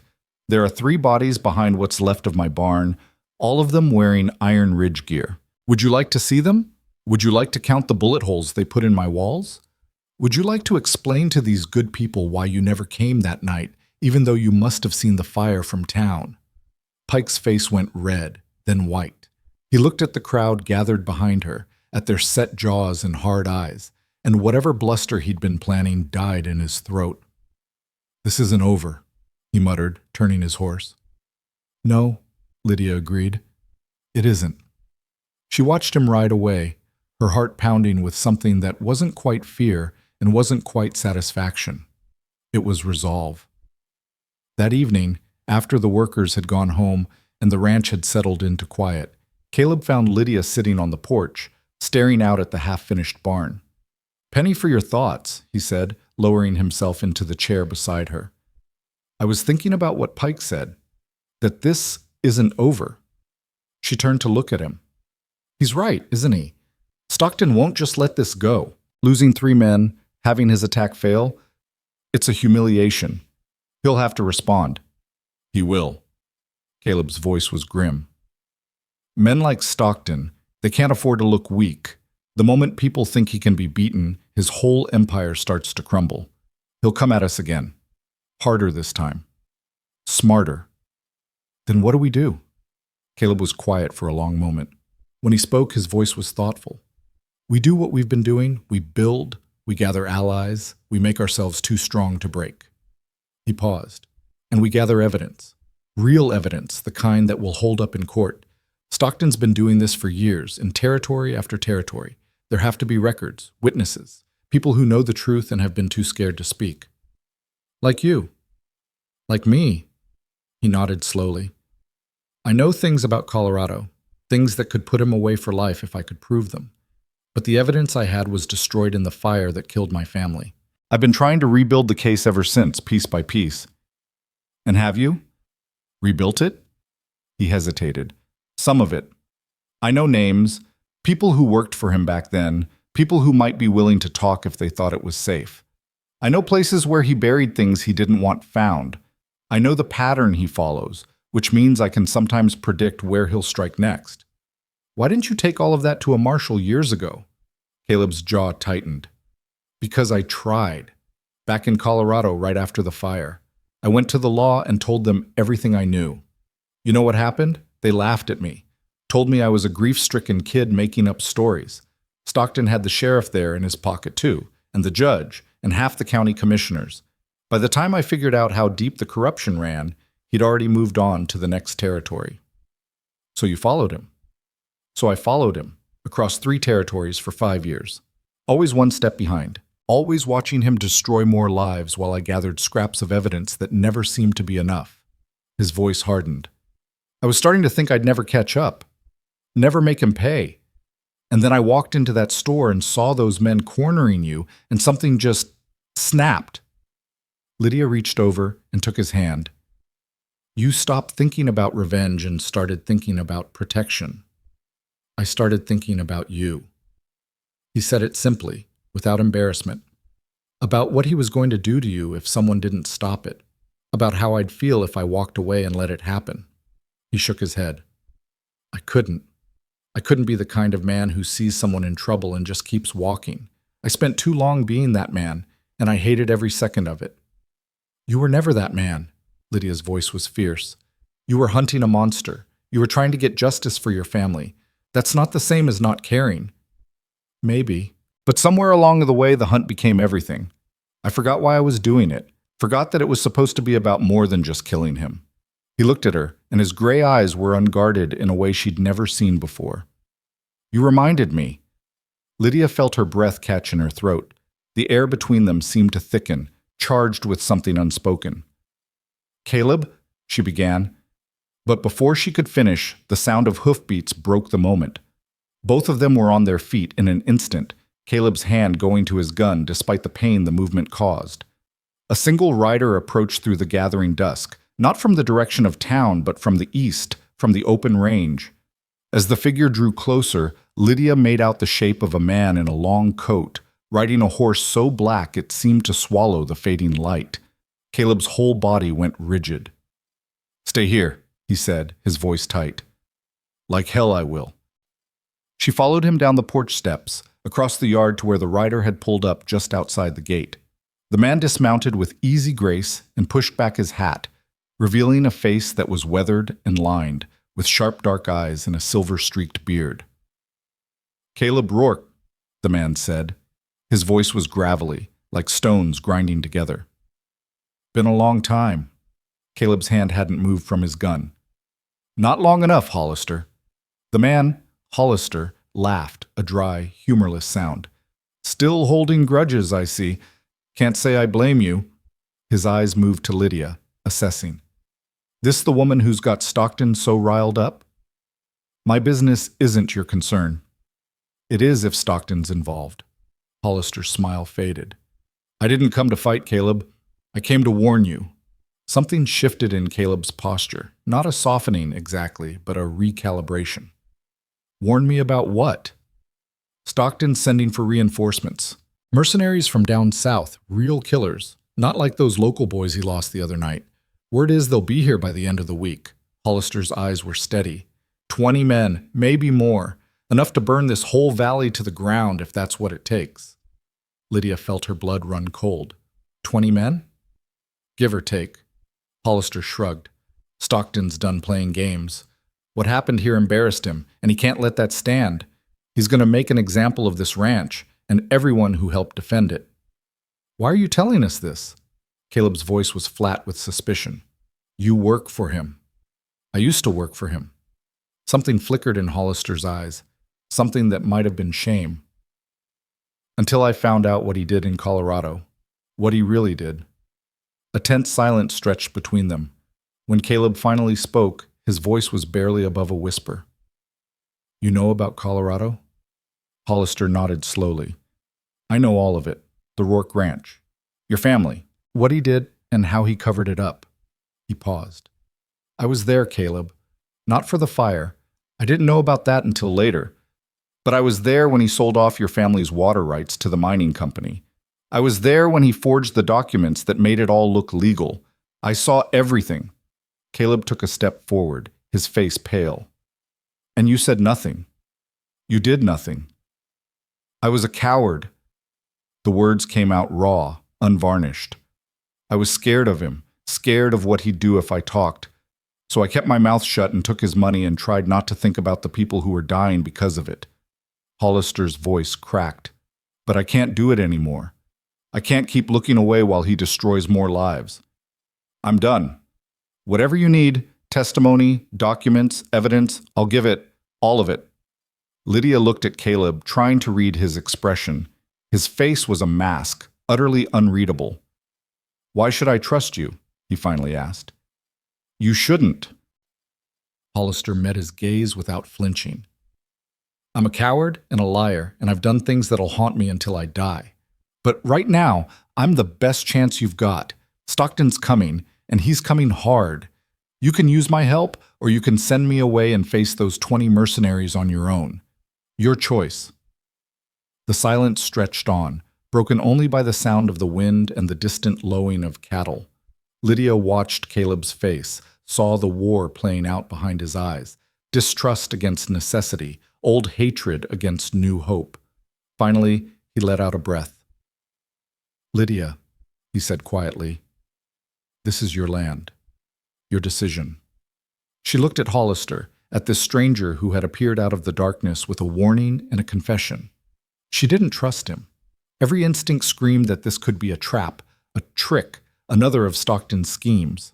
But if what he was saying was true, if there really were 20 mercenaries heading for Willow Bend, then they needed every advantage they could get. Come inside, she said. We'll talk. But if you're lying to us, if this is some kind of setup, it isn't. Hollister's voice was quiet but firm. I swear on whatever's left of my soul, it isn't. Lydia nodded slowly. Then let's talk. She led the way back toward the house, Hollister and Caleb following. The night had grown full dark now, stars scattered across the sky like handfuls of thrown diamonds. Somewhere in the distance, a coyote howled, a lonely, mournful sound that seemed to echo the uncertainty in her heart. But she kept walking, one foot in front of the other, forward, always forward, because that was the only direction that mattered now. They talked through most of the night. Hollister laid out everything he knew, names, dates, locations, a decade's worth of Stockton's crimes documented in his memory, if not on paper. He told them about the ranch in Colorado, about the fire that had killed Caleb's family, about the bribes and forgeries that had covered it up. He told them about 3 other ranches in 3 other territories, all of them burned out, all of them blamed on accidents or bandits, all of them ending with Stockton claiming the land. And he told them about the mercenaries. The Cortez brothers from Texas, their gang of killers, their reputation for brutality that made even other outlaws nervous. "They'll be here in 4 days, maybe 5, Hollister said. "Stockton's paying them triple their usual rate. He wants this done fast, and he wants it done permanent." "Can we fight them?" Lydia asked. Hollister shook his head slowly. 20 professional killers against a handful of townspeople and 1 wounded man? No. You can't fight them, not head on. Then what do we do? You change the game. Hollister leaned forward. Stockton's power comes from fear and money. Take away either one, and he starts to crumble. The townspeople standing up to him, that's already shaking the fear. But the money's still flowing, and as long as it is, he can keep buying men like the Cortez brothers. "What are you suggesting?" Caleb's voice was sharp. "I'm suggesting you hit him where it hurts. His ledgers, his records, the documents that prove what he's really been doing all these years. They're locked in a safe in his study at the Iron Ridge Ranch House. Get those, get them to the right people, and you've got enough evidence to bring him down legally." "You want us to rob Baron Stockton?" Lydia's voice was flat with disbelief. "I want you to take back what he stole." Hollister's eyes were steady. "Every acre of land, every dollar he's made, every life he's destroyed, it's all built on lies and murder. Those documents prove it. Get them to a federal marshal, and Stockton's finished. His money gets frozen, his men scatter, and the Cortez brothers go looking for a client who can actually pay them." Caleb was quiet for a long moment. When he spoke, his voice was thoughtful. "You know the layout of the ranch house?" "Like the back of my hand. I can draw you a map, tell you where the guards are posted, how to get in and out without being seen." Hollister paused. "But you'd have to move fast. Once the mercenaries arrive, security's going to triple. You'd never get close." "So we do it before they arrive." Caleb looked at Lydia. "Tomorrow night." She stared at him. "Tomorrow night?" "Caleb, you can barely walk without wincing. You're in no condition to—" "I'll manage." His voice left no room for argument. "This is our chance, Lydia. Maybe our only chance. We wait for the Cortez brothers to show up and it's over. We strike now, while Stockton thinks we're licking our wounds, and we might actually win this thing." "He's right," Hollister nodded. "Stockton's not expecting an attack. He thinks you're beaten, that it's just a matter of time before he finishes you off. That arrogance is your advantage." Lydia looked between the 2 men, the stranger who had appeared out of the darkness with secrets and warnings, and the man she was beginning to realize she loved, wounded and determined and utterly unafraid. It was madness. The whole plan was madness. Breaking into the stronghold of the most powerful man in the territory, stealing documents from under his nose, betting everything on the hope that a federal marshal would actually care enough to act. But what was the alternative? Wait for 20 killers to arrive and burn everything she loved to ashes? "All right," she heard herself say. "Tomorrow night, we end this." Caleb's hand found hers under the table and squeezed. "Together," he said quietly. "Together," she agreed. And somewhere in the darkness, beyond the windows, the future shifted, rearranged itself around this moment, this decision, this leap into the unknown. They had 4 days to change everything, starting with tomorrow night. The day passed in a flurry of preparation. Hollister drew maps of the Iron Ridge Ranch House, marking guard positions and patrol routes, noting which doors creaked and which windows could be jimmied without noise. Caleb studied them with intense focus, committing every detail to memory. Lydia found herself watching him as he worked, the way his brow furrowed in concentration, the way his fingers traced the lines of the map like he was planning a battle, which, she supposed, he was. "You've done this before?" she said. It wasn't a question. He glanced up at her, a flicker of something dark in his eyes. "Once or twice. After my family died, I spent some time with people who operated outside the law, learned things I never thought I'd need to know." "What kind of things?" "How to move without being seen, how to open locks without keys, how to disappear when someone's looking for you." He shook his head slightly. "It wasn't a good time in my life, but the skills stuck." "Will they be enough?" "They'll have to be."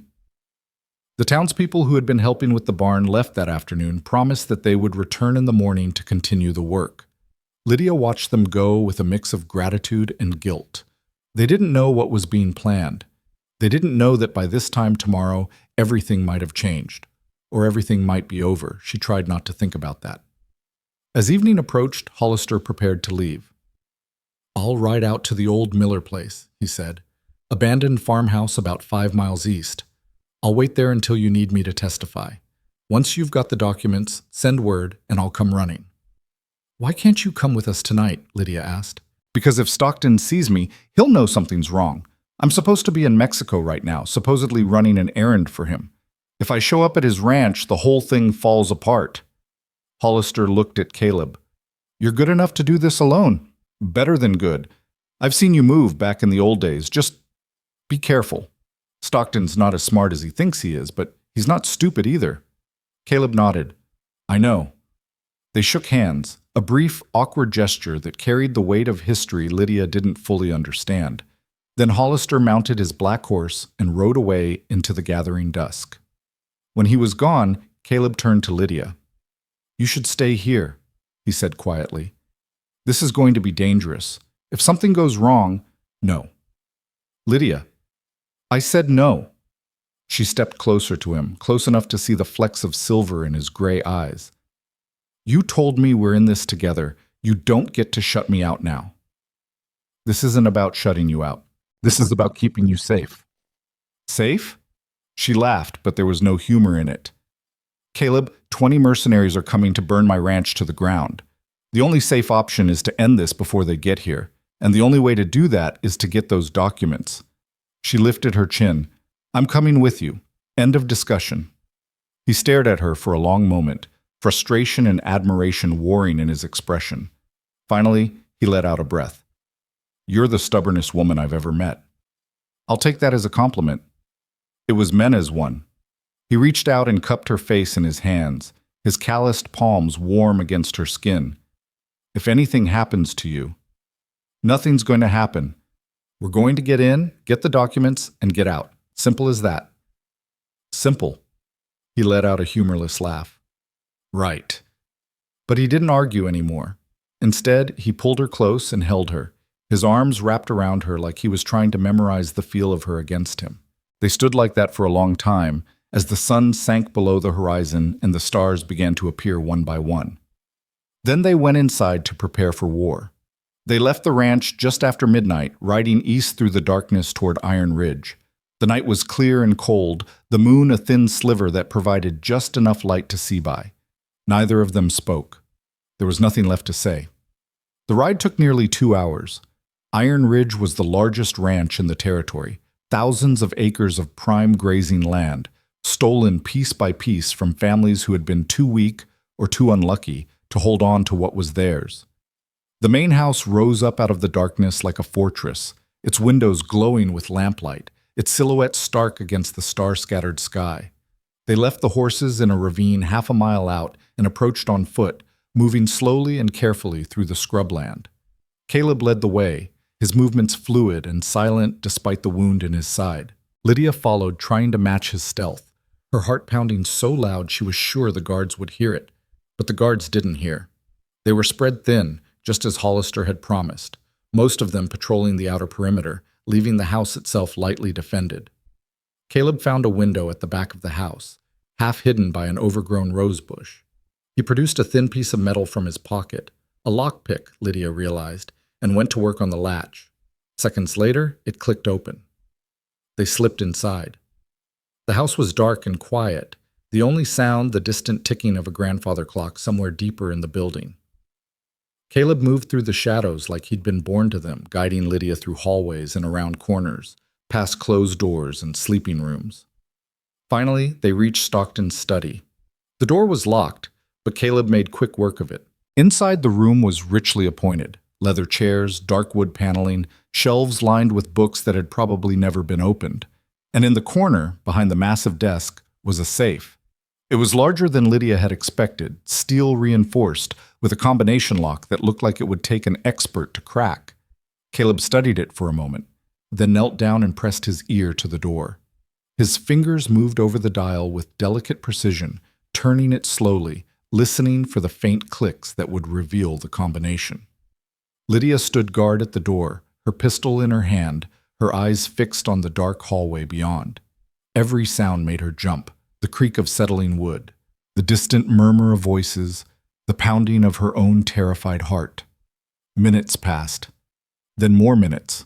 Lydia was beginning to think they would be caught, that any second now the door would burst open and armed men would pour in. Click. The safe swung open. Caleb reached inside and pulled out a leather satchel, heavy with papers. He rifled through them quickly, his eyes scanning the documents in the faint moonlight from the window. "This is it," he breathed. "All of it. Deeds, contracts, correspondence with accomplices, even a journal with dates and names." He looked up at Lydia with something like wonder in his eyes. "This is enough. This is more than enough. Then let's go." They closed the safe, left the study exactly as they'd found it, and retraced their steps through the dark house. Every second felt like an eternity. Every shadow seemed to hide a threat. But no threat materialized. They slipped out the window, through the rosebush, across the dark grounds to the ravine where their horses waited. They mounted and rode, not daring to look back, not daring to breathe until they were miles away, and the lights of Iron Ridge had faded to nothing behind them. Only then did Lydia allow herself to feel the relief that had been building inside her. They had done it. They had actually done it. Dawn was breaking by the time they reached the ranch. The sky was painted in shades of pink and gold, and the half-finished barn stood tall against the morning light. It was, Lydia thought, the most beautiful thing she had ever seen. Caleb dismounted and immediately swayed, grabbing the saddle to steady himself. The night's exertions had taken their toll. His face was pale, and dark stains were spreading across the bandage at his side. "You're bleeding again," Lydia said, rushing to his side. "I'll live."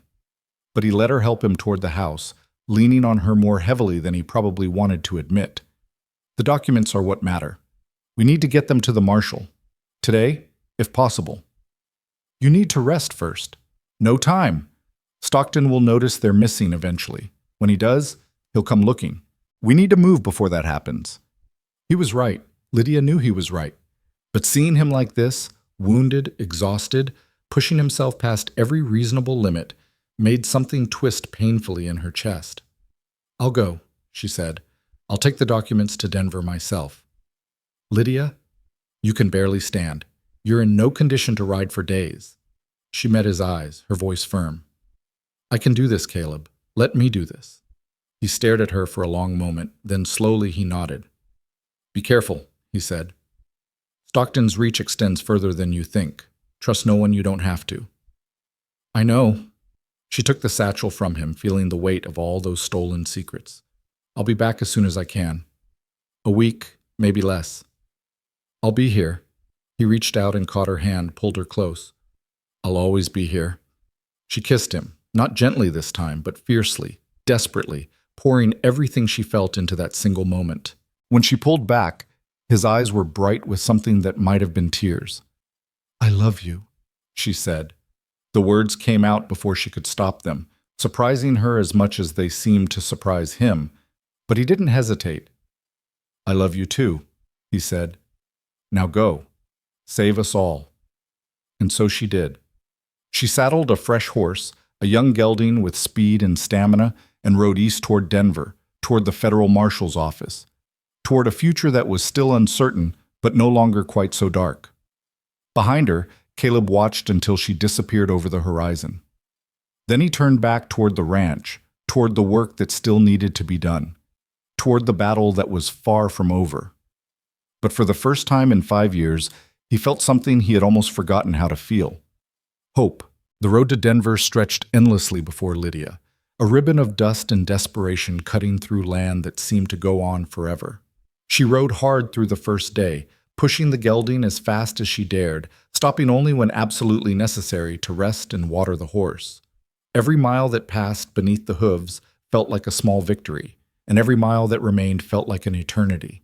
She carried the satchel strapped across her chest, the leather worn smooth against her ribs, the weight of Stockton's crimes pressing against her heart with every breath. Inside those documents lay the truth, the ugly, undeniable truth of what he had done, who he had killed, how he had built his empire on the bones of innocent people. All she had to do was get them to someone who would listen. All she had to do was survive long enough to tell the story. The first night, she made camp in a narrow canyon, hidden from view of the main road. She didn't light a fire, couldn't risk being seen, and instead huddled beneath a thin blanket, eating dried jerky and hardtack while the stars wheeled overhead. Sleep came in fitful bursts, interrupted by every rustle of wind, every distant coyote howl, every shadow that might have been a rider on her trail. By the second day, she was exhausted. Her muscles ached, her eyes burned, and a dull headache had settled behind her temples like a permanent fixture. But she kept riding. She had to keep riding. Caleb was counting on her. The whole valley was counting on her. She could not fail. She reached a small town called Dry Creek just after noon on the second day. It was little more than a collection of weathered buildings clustered around a dusty crossroads. A general store, a saloon, a livery stable, a church with a crooked steeple. The kind of place that existed only because travelers needed somewhere to stop between here and there. Lydia pulled up at the livery stable and handed the reins to a grizzled old man who looked like he had been born in that very spot. "I need a fresh horse," she said. "Fast as you've got. I can pay." The old man squinted at her, taking in her trail-worn appearance, the dust caked on her clothes, the desperation in her eyes.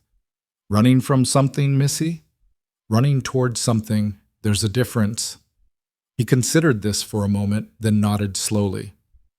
"Got a bay mare in the back. Good lines, strong heart. She'll get you where you're going." He paused. "Assuming you know where that is." "Denver, the federal marshal's office." Something flickered in the old man's eyes, surprise, maybe, or respect. "That's a long ride for a woman alone." "I'm not alone." Lydia touched the satchel at her chest. "I've got the truth with me. That's company enough." She paid for the mare, more than it was worth, but less than she could afford to argue about, and was back on the road within the hour. The new horse was everything the old man had promised: fast, sure-footed, tireless. Mile after mile fell away beneath her, and with each passing hour Denver drew closer. But so did the shadows that followed. She first noticed them on the afternoon of the third day. Two riders, maybe a mile back, matching her pace exactly. When she sped up, they sped up. When she slowed, they slowed. They made no move to close the distance, but they didn't fall back either. Stockton's men. It had to be. Lydia's heart hammered against her ribs, but she forced herself to think. Panic was the enemy now. Panic would get her killed. She was still half a day's ride from Denver. If she pushed the mare hard, she might be able to reach the city before the riders caught up. But if the horse gave out, if something went wrong, she needed a plan. A better plan than just running. The road ahead curved around a rocky outcropping, and an idea began to form in her mind. Risky, desperate, but maybe just crazy enough to work. She spurred the mare forward, putting as much distance between herself and the riders as she could. As soon as she rounded the curve and was out of sight, she veered off the road, guiding the horse up a narrow game trail that wound between boulders and scrub brush. She dismounted quickly, leading the mare into a hidden hollow where the rocks formed a natural blind. Then she pulled her pistol and waited. The hoofbeats grew louder, echoing off the stone walls of the outcropping. Two horses, just as she'd counted. Coming fast, trying to close the gap now that they thought she was running. They rounded the curve and pulled up short, confusion evident in their postures. The road ahead was empty. Their quarry had vanished. "Where'd she go?" The first rider's voice was rough, irritated. "Can't have gone far." The second one was calmer, more methodical. "Spread out. She's got to be here somewhere." They split up, moving slowly along the road, scanning the rocks and brush on either side. Lydia pressed herself deeper into the shadow, hardly daring to breathe. The pistol was steady in her hand, but her heart was racing so fast she could feel it in her fingertips. One of the riders passed within 20 feet of her hiding spot, close enough that she could see his face, weathered, scarred, with the dead eyes of a man who had done things he didn't lose sleep over. He was scanning the rocks methodically, his hand resting on the gun at his hip. Lydia raised her pistol, sighting along the barrel, her finger tightening on the trigger. And then he moved past, continuing down the road, calling to his partner that there was nothing here. She must have kept going. They needed to ride faster. Within minutes, Both riders had galloped off toward Denver, their dust fading in the afternoon light. Lydia slumped against the rock, her whole body trembling with relief and released tension. She had bought herself some time. Not much, but maybe enough. The riders would reach Denver first, but they would be looking for a woman on the road, not one already inside the city. She waited until the hoofbeats had faded completely, then mounted the mare and took a different route, a longer one, winding through arroyos and back trails that she remembered from her father's stories about his trading days. It would add hours to her journey, but it would keep her off the main road and away from watching eyes. The sun was setting when she finally crested the last ridge and saw Denver spread out before her, a sprawling maze of streets and buildings, brick and wood and glass, more people in one place than she had ever seen in her life. Somewhere in that maze was the federal marshal's office. Somewhere in that maze was salvation. All she had to do was find it. She rode into the city as darkness fell, keeping her head down, blending in with the evening traffic of wagons and horses and people going about their business. The streets were busy, noisy, overwhelming after the silence of the trail. But Lydia kept her focus, asking directions when she had to, following the thread of information that led her deeper and deeper into the heart of the city. The federal marshal's office was a solid stone building near the center of town, its windows glowing with lamplight, its entrance flanked by two uniformed deputies who watched the street with practiced vigilance. Lydia dismounted, tied her horse to the hitching post, and walked up the steps. This was it. Everything she had fought for, everything she had risked, it all came down to this moment. She pushed open the door and stepped inside. The office was sparse but clean, dominated by a large desk where a man sat hunched over a pile of paperwork. He was perhaps 50, with gray hair cropped close to his skull and a mustache that had seen better days. A badge gleamed on his chest, and his eyes, when he looked up, were sharp and assessing. "Help you, miss?" His voice was neither friendly nor unfriendly, just professional. "I need to speak with the federal marshal. It's urgent." "I'm Marshal Warren." He set down his pen and leaned back in his chair. "What's this about?" Lydia reached into the satchel and pulled out the stack of documents, deeds, contracts, letters, the damning journal with its careful record of crimes. "Baron Stockton," she said, "of Iron Ridge Ranch. These documents prove he's been stealing land, burning out families, murdering anyone who got in his way.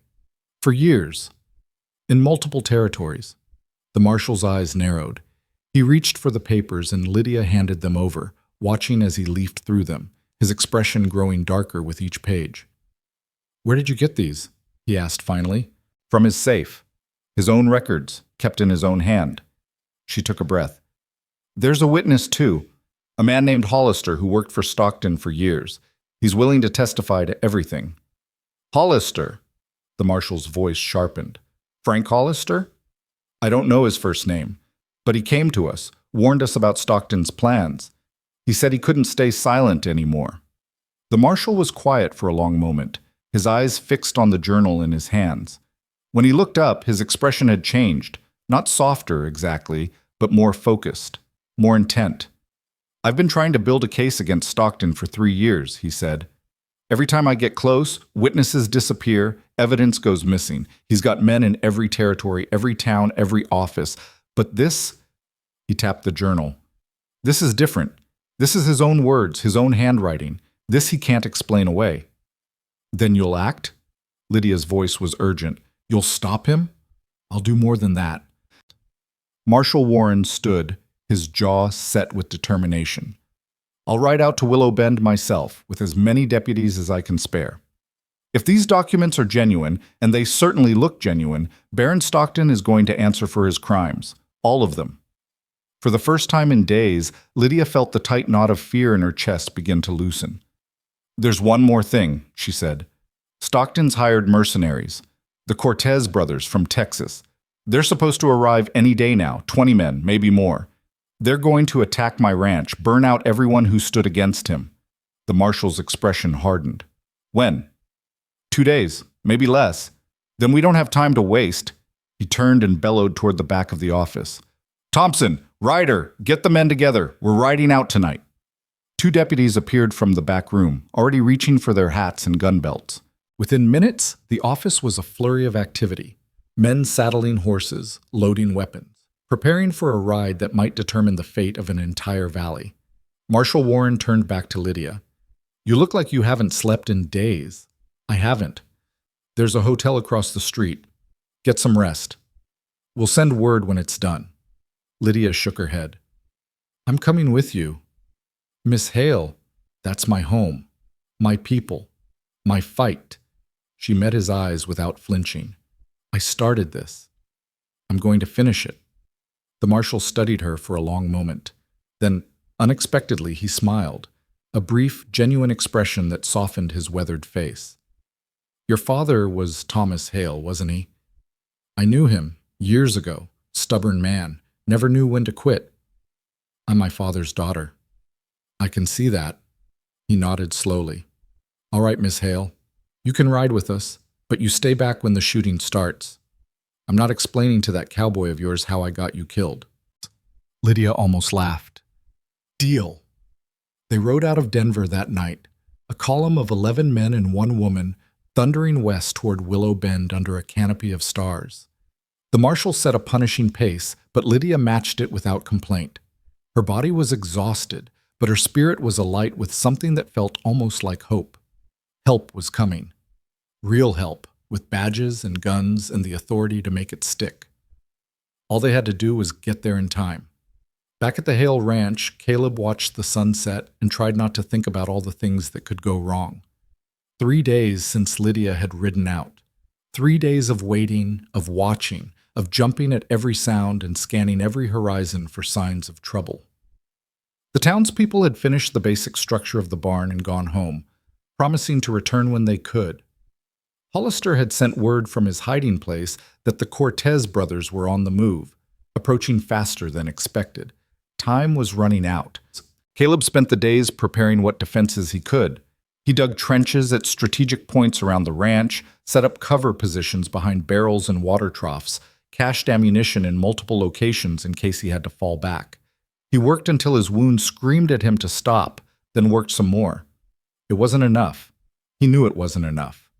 20 trained killers against 1 wounded man, the math didn't favor survival. But he would make them pay. Whatever happened, he would make them pay. On the 3rd night, just after midnight, he heard them coming. The sound started as a distant rumble, like thunder on a clear night. Then it grew, separated into individual hoofbeats, and Caleb knew with cold certainty that the Cortez brothers had arrived. He took up position behind the water trough near the front of the house, his rifle resting on the rim, his pistol at his hip. The moon was nearly full tonight, casting silver light across the yard, turning every shadow into a potential threat.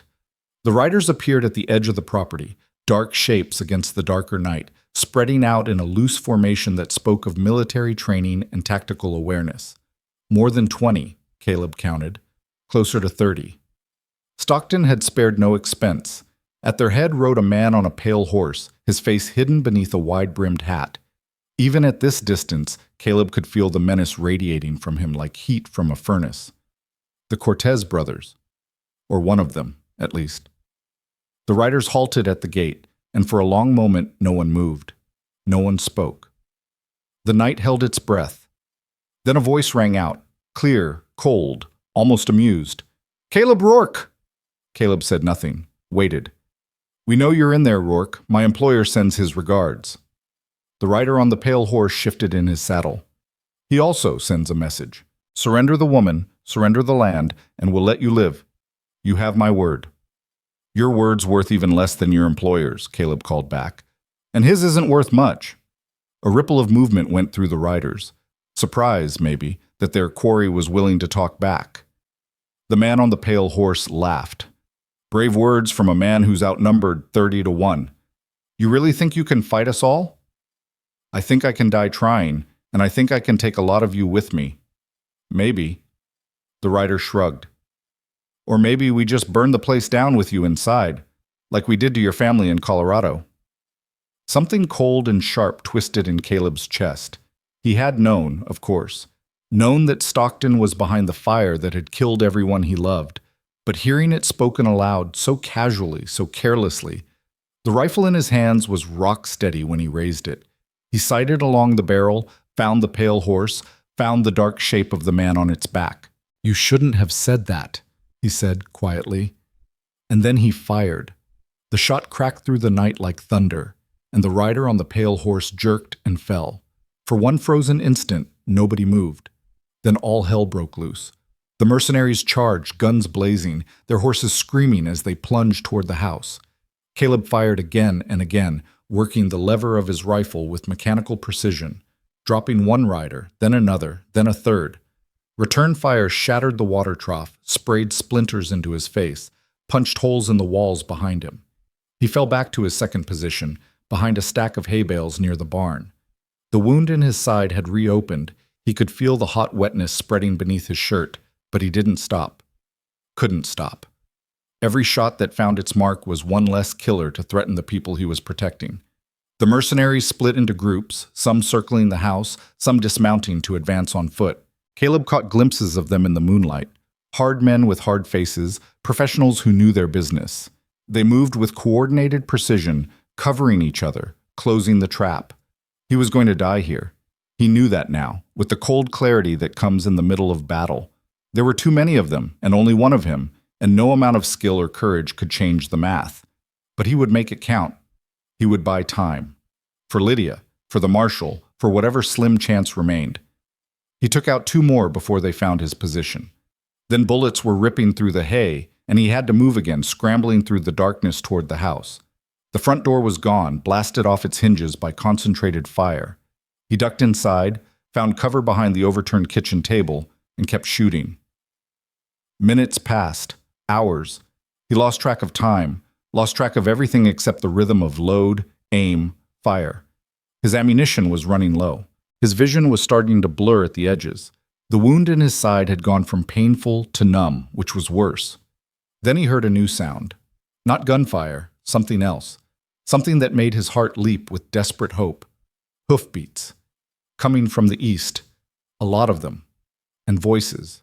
Shouting. Calling out words he couldn't quite make out. "Federal marshals! Throw down your weapons!" The shooting stopped. The sudden silence was almost as deafening as the gunfire had been. Caleb crawled to the window and looked out. A column of riders had swept into the yard, badges glinting in the moonlight, rifles trained on the scattered mercenaries. At their head rode a gray-haired man with the bearing of someone who expected to be obeyed. And beside him, Lydia. She was alive. She was here. She had done it. The mercenaries were surrendering, throwing down their weapons, raising their hands. A few tried to run and were ridden down, captured, bound. The Cortez operation was collapsing, and with it, Stockton's last line of defense. Caleb slumped against the wall, his rifle falling from numb fingers. The world was going gray at the edges, and he couldn't quite remember why that was a problem. Then Lydia was there, bursting through the door, her face white with terror as she saw him. "Caleb, oh God, Caleb, you made it," he managed. His voice sounded strange, distant. "You actually made it." "Of course I made it. I told you I would." She was pressing her hands against his side, and the pressure should have hurt, but it didn't, not really. "Doctor, we need a doctor in here." "Lydia." He reached up, touched her face, her beautiful, fierce, stubborn face. "I love you." "Don't you dare say goodbye to me, Caleb Rourke. Don't you dare." Tears were streaming down her cheeks. "You hold on, you hear me? You hold on." Not saying goodbye. He tried to smile. Wasn't sure if he succeeded. "Just wanted you to know. In case." "There is no in case. You're going to live. You're going to—" The gray at the edges of his vision rushed inward, and the world went dark. He woke to sunlight and the smell of fresh-cut wood. For a long moment, he didn't know where he was. The ceiling above him was unfamiliar, painted white, crossed by sturdy beams. The bed beneath him was soft, far softer than the narrow cot in the bunkhouse. And there was a weight on his chest, warm, gentle, breathing. He looked down and found Lydia asleep beside him, her head resting on his shoulder, her hand curled against his chest. She looked exhausted, her face lined with worry even in sleep, her hair tangled and unwashed. She had never been more beautiful. He tried to move and immediately regretted it. Pain lanced through his side, sharp and insistent, and he let out an involuntary groan. Lydia's eyes flew open. "You're awake." She said it like a prayer, like a miracle, like something she had been afraid to hope for. "You're actually awake. How long?" His voice came out as a croak. 3 days. The doctor said. She stopped, took a breath. He said it was close. Really close.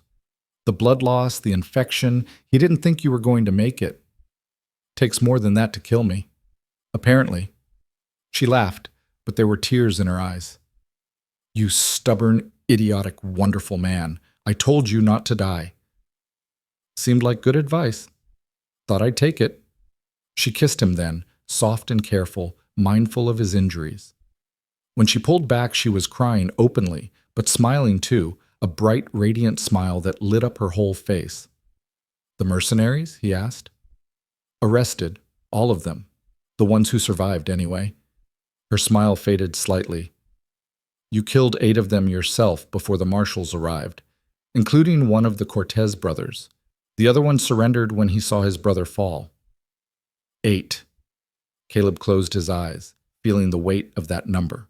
8 men dead by his hand. 8 families who would never see their sons or brothers or husbands again. But 8 killers who would never hurt anyone else either. He opened his eyes. "And Stockton?" Lydia's expression changed. Something flickered there, satisfaction maybe, or triumph, tempered by something darker. "The marshal rode to Iron Ridge the next morning," she said. "Stockton tried to run when he saw them coming. He didn't get far." "Is he dead?" "No, in custody. The marshal wanted him alive, said a trial would send a stronger message than a bullet." She paused. "He's going to hang Caleb for what he did to your family and all the others. He's finally going to pay for it." Caleb let out a breath he hadn't realized he was holding. 5 years. 5 years of hunting, of searching, of living in the shadow of his family's murder. And now it was over. The man who had destroyed everything he loved was going to face justice. It should have felt like victory. It should have felt like closure. Instead, it just felt empty. A hollow space where the rage used to be. "What happens now?" he asked. Lydia took his hand, interlacing her fingers with his. "Now we rebuild," she said. "The barn is almost finished. The townspeople have been working on it every day, more of them now, since word got out about what happened. There's talk of forming a proper town council, electing a new sheriff. Someone who actually serves the law instead of serving whoever pays the most." "And the ranch?" "Still standing," she smiled. "Barely, but standing." "You know that's not what I meant." She was quiet for a moment, her thumb tracing circles on the back of his hand. "I want you to stay," she said finally. "Not as a hired hand. Not as a temporary arrangement." She met his eyes, and he saw the vulnerability there, the fear of rejection, the hope that refused to die. "I want you to stay for good. With me. If that's something you want." Caleb looked at her. This woman who had fought beside him, believed in him, refused to let him die. This woman who had ridden across 3 territories with a satchel full of stolen documents, who had faced down the most powerful man in the valley and won. This woman who had somehow, impossibly, made him feel like he had a home again. "I want that," he said quietly. "More than I've ever wanted anything." Her smile was like the sunrise after a long, dark night. "Then stay," she said. "Stay forever." He pulled her close, ignoring the pain in his side, and held her like he would never let go. "Forever," he agreed. Outside the window, the new barn rose against the blue sky, its fresh-cut boards gleaming in the sunlight. In the yard below, townspeople were working, hammering, sawing, building something that would last. The cattle were grazing in the pasture, fat and content, and somewhere a rooster crowed. The valley was healing, the ranch was healing, and so finally was Caleb Rourke. But even as he held Lydia in his arms, even as the warmth of hope spread through his chest, a small voice in the back of his mind whispered that it wasn't over. Not quite. Stockton was in custody, yes, but he still had allies, still had money hidden away, still had men who owed him favors. The trial would be the real test. The trial would determine whether justice would finally be served, or whether Stockton would find some way to slither free. And until that trial was over, until the noose was around his neck and the trapdoor opened beneath his feet, nothing was certain. But for now, for this one perfect moment, Caleb allowed himself to believe, to hope, to love. It was enough. It had to be enough. The days that followed were a strange mix of recovery and preparation. Caleb grew stronger slowly, pushing himself to walk a little farther each day, to help with small tasks around the ranch, even when Lydia scolded him for overdoing it. The wound in his side was healing cleanly, thanks to the doctor's skill and Lydia's tireless care, but he was a long way from being whole again. The barn was finished on a Saturday, and the whole town turned out to celebrate. There was music and dancing and more food than Caleb had seen in one place in years. People came up to shake his hand, to thank him for what he had done, to offer their support and their friendship. It was overwhelming. He had spent so long alone, so long on the margins, that he had forgotten what it felt like to be part of something, to belong. Lydia stayed by his side through all of it, her hand in his, her smile brighter than the afternoon sun. She introduced him to everyone. "This is Caleb Rourke, the man I'm going to marry." And he didn't correct her, because somewhere along the way, without either of them formally proposing, it had simply become understood. They were going to be married. They were going to build a life together. They were going to fill this ranch with children and laughter and the kind of love that lasts forever.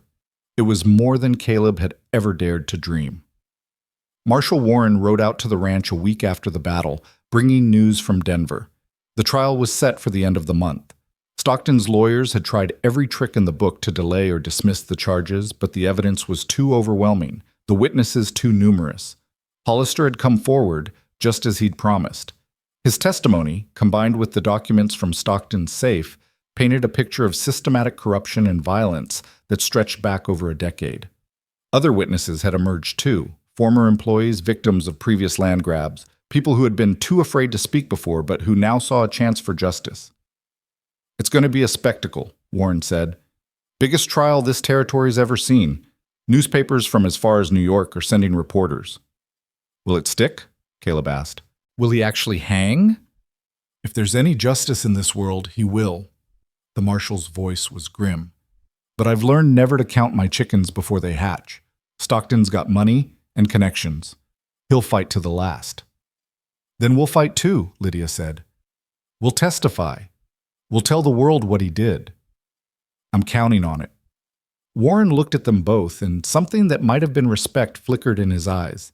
"You two have done more to bring down that man than anyone I've ever seen. Don't let up now. See it through to the end." They promised, and Caleb meant it with every fiber of his being. The trial began on a crisp autumn morning, 3 weeks after the battle at the Hale Ranch. Caleb and Lydia rode to Denver together, arriving the night before to find the city transformed. Crowds filled the streets, reporters with notebooks clustered on every corner, and the courthouse had been ringed with extra deputies to keep order. Baron Stockton sat at the defendant's table, looking older and smaller than Caleb remembered. The months in custody had not been kind to him. His expensive clothes hung loose on his frame, and his eyes, once sharp with cunning, had gone dull and uncertain. But when he saw Caleb in the gallery, something flickered there. Recognition and hate. Caleb met his gaze without flinching. "You should be the one in chains," Stockton hissed, loud enough for those nearby to hear. "You and that woman. This whole thing is a travesty." "The only travesty," Caleb said quietly, "is that it took so long." The trial lasted 5 days. Witness after witness took the stand, telling their stories of theft and intimidation and murder. Hollister's testimony was devastating, a systematic dismantling of every lie Stockton had ever told. The documents from the safe were entered into evidence, each one another nail in the coffin. And then it was Caleb's turn. He walked to the witness stand on legs that felt steadier than they had any right to. He placed his hand on the Bible and swore to tell the truth. And then he told the story. He told them about his family's ranch in Colorado, about his parents, hardworking and decent, who had built something good from nothing, about his sister Elizabeth, 16 years old, who had wanted to be a teacher, about the night he came home to find everything in ashes, everything in graves. He told them about the fire, about Stockton's men lurking in the shadows, about the forged documents and the bribed officials and the systematic cover-up that had buried the truth. He told them about 5 years of hunting, 5 years of following the trail of bodies and burned-out ranches, always one step behind, never quite able to catch up. And he told them about Willow Bend, about Lydia, cornered in that store, about saying she's leaving with me and meaning every word. When he finished, the courtroom was silent. Stockton's lawyers had no questions for him. What could they possibly ask? The truth was the truth, and it had finally been spoken. The jury deliberated for less than 2 hours. Guilty, on all counts. Murder, arson, fraud, conspiracy. Every charge that had been brought, every crime that had been documented, every life that had been destroyed. Baron Stockton was sentenced to hang. The execution was set for the following week. Caleb didn't attend, didn't need to. The moment the guilty verdict was read, something that had been wound tight inside him for 5 years finally released. The rage, the obsession, the driving need for vengeance, it all fell away, leaving behind something that felt almost like peace. His family was still dead. Nothing would ever change that.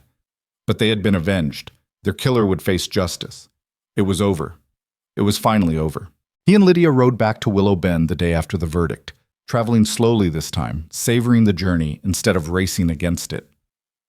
The valley had never looked more beautiful, the aspens turning gold, the mountains capped with the first snow of the season, the sky that endless, impossible blue that made you believe in God. When they crested the final ridge and saw the ranch spread out below them, the new barn, the repaired house, the cattle grazing peacefully in the pasture, Lydia reined in her horse and sat there for a long moment, just looking. "Home," she said softly. Caleb reached over and took her hand. "Home," he agreed. They rode down together, and the future, bright and uncertain and full of possibility, rose up to meet them. The autumn wind swept through Willow Bend like a blessing, carrying away the last traces of summer's brutal heat and replacing them with crisp, clean air that smelled of turning leaves and distant snow. The valley was transforming, the landscape shifting from brown and gold to deeper shades of amber and rust, and everywhere Lydia looked, she saw evidence of renewal. The ranch was healing, the valley was healing, and the man she loved was finally beginning to heal too. She watched Caleb from the kitchen window as he worked on the new corral fence, his movements still careful, still favoring his wounded side, but stronger now than he had been even a week ago. The doctor had pronounced him on the mend during his last visit, though he had warned that full recovery would take months, not weeks. Caleb, predictably, had ignored this advice and thrown himself back into work the very next day. "You're going to tear those stitches again," Lydia had warned him that first morning. "Already did," he had admitted. "Doc Crane sewed me back up yesterday. Said if I did it a third time, he'd tie me to the bed." Maybe I should help him. Caleb had given her a look that managed to be both amused and heated at the same time. That a promise? She had thrown a dish rag at his head and told him to get out of her kitchen. That had been 3 days ago, and since then they had fallen into a rhythm that felt almost domestic.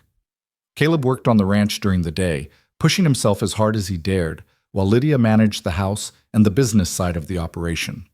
In the evenings, they sat together on the porch, watching the sun set over the mountains, talking about everything and nothing. They talked about the future, about the cattle they would buy in the spring, the improvements they wanted to make to the house, the children they might have someday. They talked about the past, about Lydia's father and Caleb's family, about the losses they had both suffered and the scars they would always carry. And sometimes they didn't talk at all. Sometimes they just sat in silence, holding hands, watching the stars come out one by one. It was peace, real peace, the kind Lydia had almost forgotten existed. But beneath that peace, something else was stirring, something that Caleb hadn't yet shared with her, though she could see the weight of it in his eyes, in the way he sometimes stared off at nothing, lost in thoughts he wouldn't voice. She didn't push. She had learned in the weeks they had spent together that Caleb Rourke opened up in his own time, on his own terms. Pushing him only made him retreat further into himself. So she waited, and she watched, and she trusted that eventually he would tell her what was on his mind. The moment came on a quiet evening, a week after they had returned from Denver. They were sitting on the porch as usual, wrapped in blankets against the autumn chill, watching the last light fade from the sky. The ranch was quiet around them. The cattle settled for the night, the chickens roosting in their newly rebuilt coop. Caleb was silent for a long time. Then, without preamble, he said, "There's something I need to tell you." Lydia turned to look at him. His face was in profile, shadowed and unreadable, his eyes fixed on some distant point she couldn't see. "About what?" "About Stockton. About Colorado." He paused, and she saw his jaw tighten. "About why I was really following him, all those years." She waited, giving him space. "I told you he burned my family's ranch," Caleb continued. "Killed my parents and my sister. That's true, but there's more to it than that. There's something I didn't tell you, something I've never told anyone." "You don't have to." "Yes, I do." He turned to look at her, and his gray eyes were haunted. "If we're going to build a life together, you need to know who I really am, what I've done, and then you can decide if you still want me." The words sent a chill through her that had nothing to do with the evening air, but she held his gaze without flinching. "Tell me," she said. Caleb took a deep breath. "The night of the fire," he began. "I wasn't home because I was in town, getting drunk at the saloon. I was 18 years old, angry at my father about something stupid. I can't even remember what anymore. And I'd stormed off to drown my anger in whiskey." His voice was flat, controlled, but Lydia could hear the pain beneath it, decades old and still raw. "I stayed out all night. Passed out in the stable behind the saloon. When I woke up, it was morning, and there was smoke on the horizon. I rode home as fast as I could, but by the time I got there..." He trailed off. Lydia reached out and took his hand, holding tight. "There was nothing left," he continued after a moment. "Just ashes and bodies. The house, the barn, the corrals, everything gone. My parents were... I found them in what was left of the bedroom. They'd died in their sleep. The smoke got them before the flames. My sister..." His voice cracked. He stopped, swallowed, forced himself to continue. "Elizabeth wasn't in the house. I found her near the tree line, 100 yards from the fire. She'd gotten out. She'd escaped." His hand tightened on Lydia's until it was almost painful. "But she didn't get far. Someone had caught her. Someone had..." He couldn't finish. He didn't have to. Lydia felt sick. The horror of it washed over her, cold and overwhelming, and for a moment she couldn't breathe. "They killed her," she whispered. "Even though she escaped, they killed her anyway." "Not just killed." Caleb's voice had gone dead, empty. "I won't tell you what they did. I can't. But I found her, and I buried her, and I swore on her grave that I would make them pay. Every single one of them. Caleb, I tracked down Stockton's men over the years, one by one, the ones who set the fire, the ones who..." He stopped, shook his head. 7 men, Lydia. 7 men involved in what happened that night. I found 6 of them. I killed them all." The words hung in the air between them, heavy and terrible. "The 7th man was the one who hurt Elizabeth. The one who..." Again, he couldn't finish.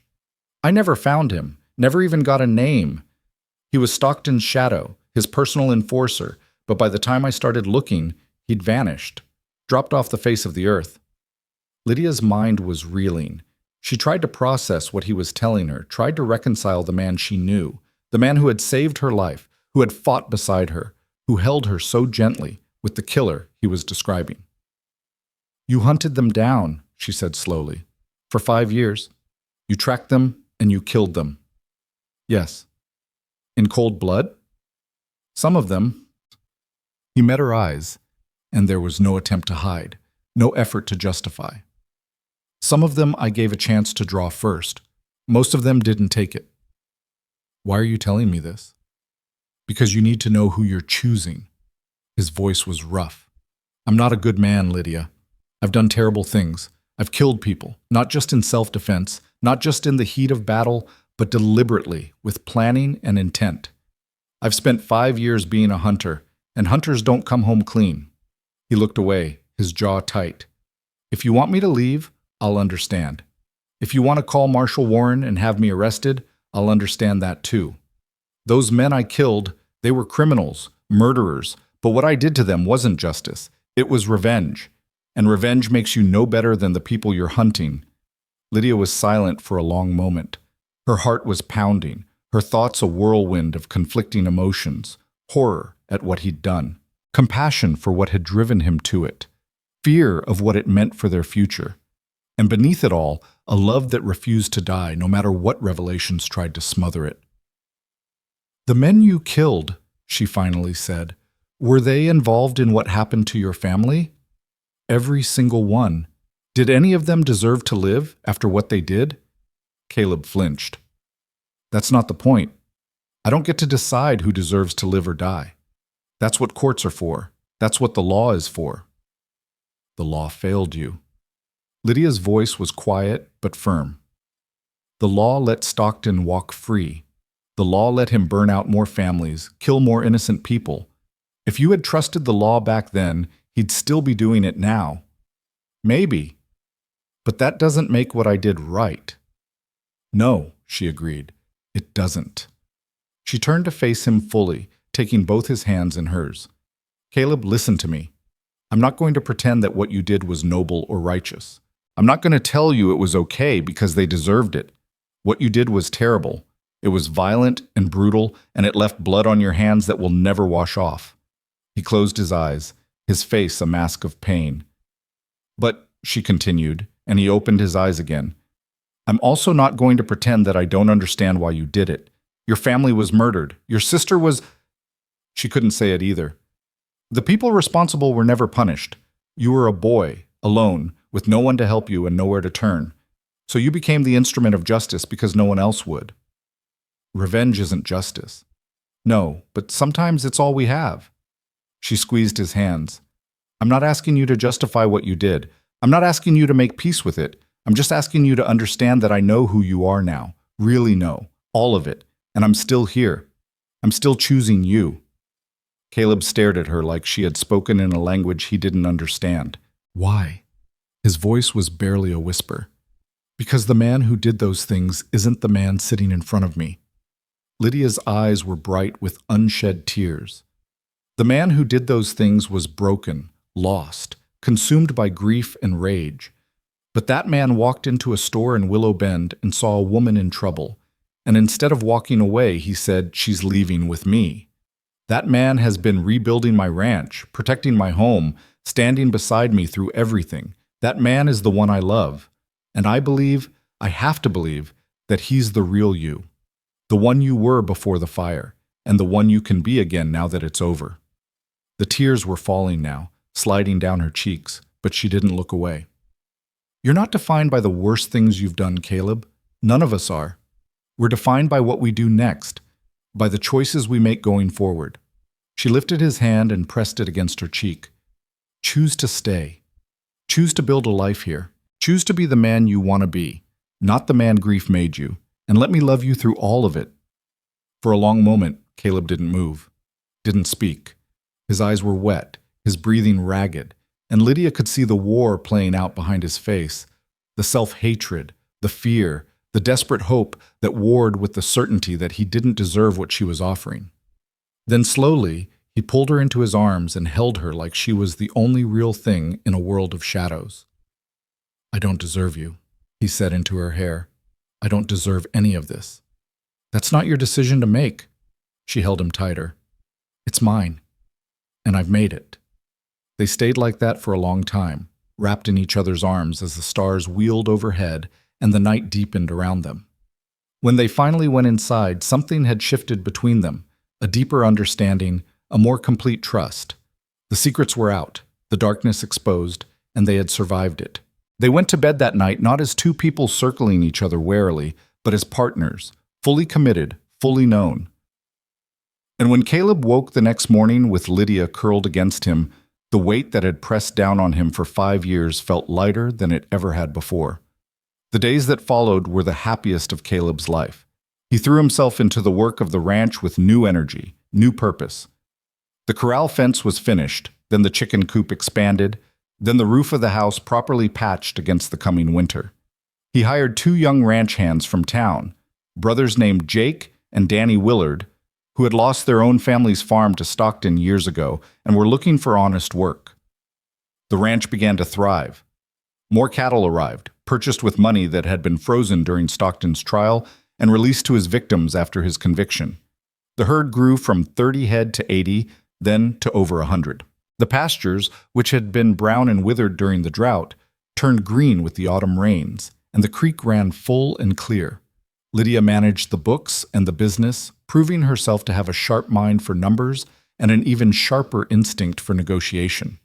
She struck deals with the railroad for better shipping rates, arranged contracts with buyers in Denver who paid premium prices for quality beef, and laid the groundwork for what she was determined would become one of the territory's most successful operations. And through it all, she and Caleb grew closer. They were married on a crisp November morning in the little church at the edge of Willow Bend. The whole town turned out. Everyone who had helped rebuild the barn, everyone who had stood beside them during the darkest days. Ezra Carter gave Lydia away, his old eyes bright with tears. Martha Crane provided the cake. Thomas Garrett, the blacksmith, crafted matching wedding bands from silver he had been saving for something special. Caleb wore his best clothes, which weren't very fine, but Lydia had insisted they were perfect, and stood at the altar with his heart pounding so hard he was sure everyone could hear it. Then Lydia walked down the aisle, and he forgot how to breathe. She was wearing her mother's wedding dress, altered and mended and made beautiful again. Her hair was pinned up with wildflowers, and her smile was the most radiant thing he had ever seen. When she reached him, she took his hands and whispered, "Still sure about this, cowboy?" "Never been more sure of anything in my life." The ceremony was simple, traditional, perfect. They exchanged vows that had been spoken by generations before them, promises of love and honor and faithfulness that felt new and sacred all the same. And when the preacher said, "You may kiss the bride," Caleb did so with an enthusiasm that made the congregation laugh and cheer. They were married. They were home. They were together. Nothing else mattered. The wedding celebration lasted late into the evening, with music and dancing and more food than anyone could eat. Caleb found himself pulled into conversation after conversation, accepting congratulations and well wishes from people who had once been strangers and were now something like family. It was overwhelming in the best possible way. Late in the evening, he found himself standing at the edge of the gathering, watching the festivities with something like wonder. Lydia spotted him and broke away from a group of women to join him. "You look like a man who doesn't quite believe his luck," she said, slipping her arm through his. "That's exactly what I am." He looked down at her, at his wife, and shook his head slowly. "6 months ago, I was a drifter with nothing but a gun and a grudge. Now look at me." "Now look at you," she agreed. "Respectable rancher, pillar of the community, married to the most beautiful woman in the territory." That last part's definitely true. She laughed and leaned into him. "Are you happy, Caleb? Really, truly happy?" He thought about the question. Thought about everything he had lost, everything he had done, everything he had suffered. Thought about the darkness that still lurked at the edges of his heart, the memories that would haunt him forever. And then he thought about this moment. This woman. This life. "Yes," he said. "I am." "Good." She stood on her tiptoes and kissed his cheek. "Because you're stuck with me now. No take-backs." "Wouldn't dream of it." They stood together, watching their friends and neighbors celebrate, feeling the weight of the past balanced against the promise of the future. The road ahead wouldn't always be easy. They both knew that. There would be hard winters and lean years, challenges they couldn't predict, and obstacles they would have to overcome. But they would face them together. And that made all the difference. Winter came early that year, blanketing the valley in snow that sparkled like diamonds under the cold December sun. The ranch was well prepared. The cattle had been moved to the lower pastures, the barn was stocked with hay and feed, and the house was warm and snug against the bitter winds. Caleb and Lydia fell into the rhythm of the season, working side by side during the short days and spending the long evenings by the fire. They read to each other from books Lydia had ordered from Denver, novels and poetry, and histories that opened windows to worlds neither of them had ever seen. They played cards and chess and made plans for the spring, and they talked, endlessly it seemed, about everything under the sun. One evening, as a storm raged outside and the fire crackled in the hearth, Lydia looked up from the book she had been reading and said, "Tell me about Elizabeth." Caleb went still. It was the first time she had brought up his sister since that night on the porch, and he wasn't sure how to respond. "What do you want to know?" he asked carefully. "Anything. Everything." She set the book aside and curled her feet under her. "You've told me how she died. I want to know how she lived." He was quiet for a long moment, staring into the flames. Then, slowly, he began to talk. He told her about Elizabeth's laugh, bright and infectious, capable of filling a room, about her terrible singing voice and her refusal to stop singing anyway, about her dream of becoming a teacher and the way she used to practice on him, making him sit through lessons on topics she had just learned herself. He told her about the time she had rescued a baby rabbit from a hawk and raised it in a box in her room until their mother found out. About her collection of pressed flowers, each one carefully labeled and preserved, about the way she had looked at the world with wonder and hope, even when hope seemed foolish. "She was brave," he said finally, "braver than me. She never let fear stop her from doing what she thought was right." His voice caught. "She didn't deserve what happened to her. She deserved to grow up, to fall in love, to have the life she dreamed about. And someone took all of that away." Lydia reached over and took his hand. "She sounds wonderful," she said softly. She was. He looked at her, and his eyes were wet. "You would have liked her, and she would have loved you. I wish I could have known her." "Me too." He squeezed her hand. "But in a way, I think this is what she would have wanted for me. To find someone. To be happy. To stop running and start living again." He paused. "Sometimes I feel like she's watching. Like she's glad I finally found my way home." Lydia leaned into him, resting her head on his shoulder. "Maybe she is," she said. "Maybe she's been watching over you all along, guiding you here." "That's a nice thought." "I like to think the people we lose don't really leave us. They just move to a different room, still there, still part of our lives, just out of sight." Caleb was quiet, considering this. It was a comforting idea, more comforting than the cold, empty void he had imagined his family disappearing into. "If that's true," he said slowly, "then I've got quite an audience." "So do I. My father, my mother, everyone we've lost." She looked up at him. "They're all pulling for us, Caleb. I really believe that." "Then we'd better not let them down." "No," she agreed. "We'd better not." They sat together as the storm howled outside and the fire burned low, wrapped in warmth and in each other, drawing strength from the past and courage for the future. They were not alone. They had never been alone, and they never would be again. Christmas came, and with it a celebration unlike any Caleb had known since childhood. The ranch house was decorated with pine boughs and ribbons, and the smell of baking filled every room. Lydia had thrown herself into the preparations with characteristic determination, and the result was something close to magical. On Christmas Eve, they hosted a gathering for their neighbors and friends. The house was full of laughter and music, of children running underfoot and adults sharing stories by the fire. There was mulled cider and roasted ham and more pie than anyone could eat.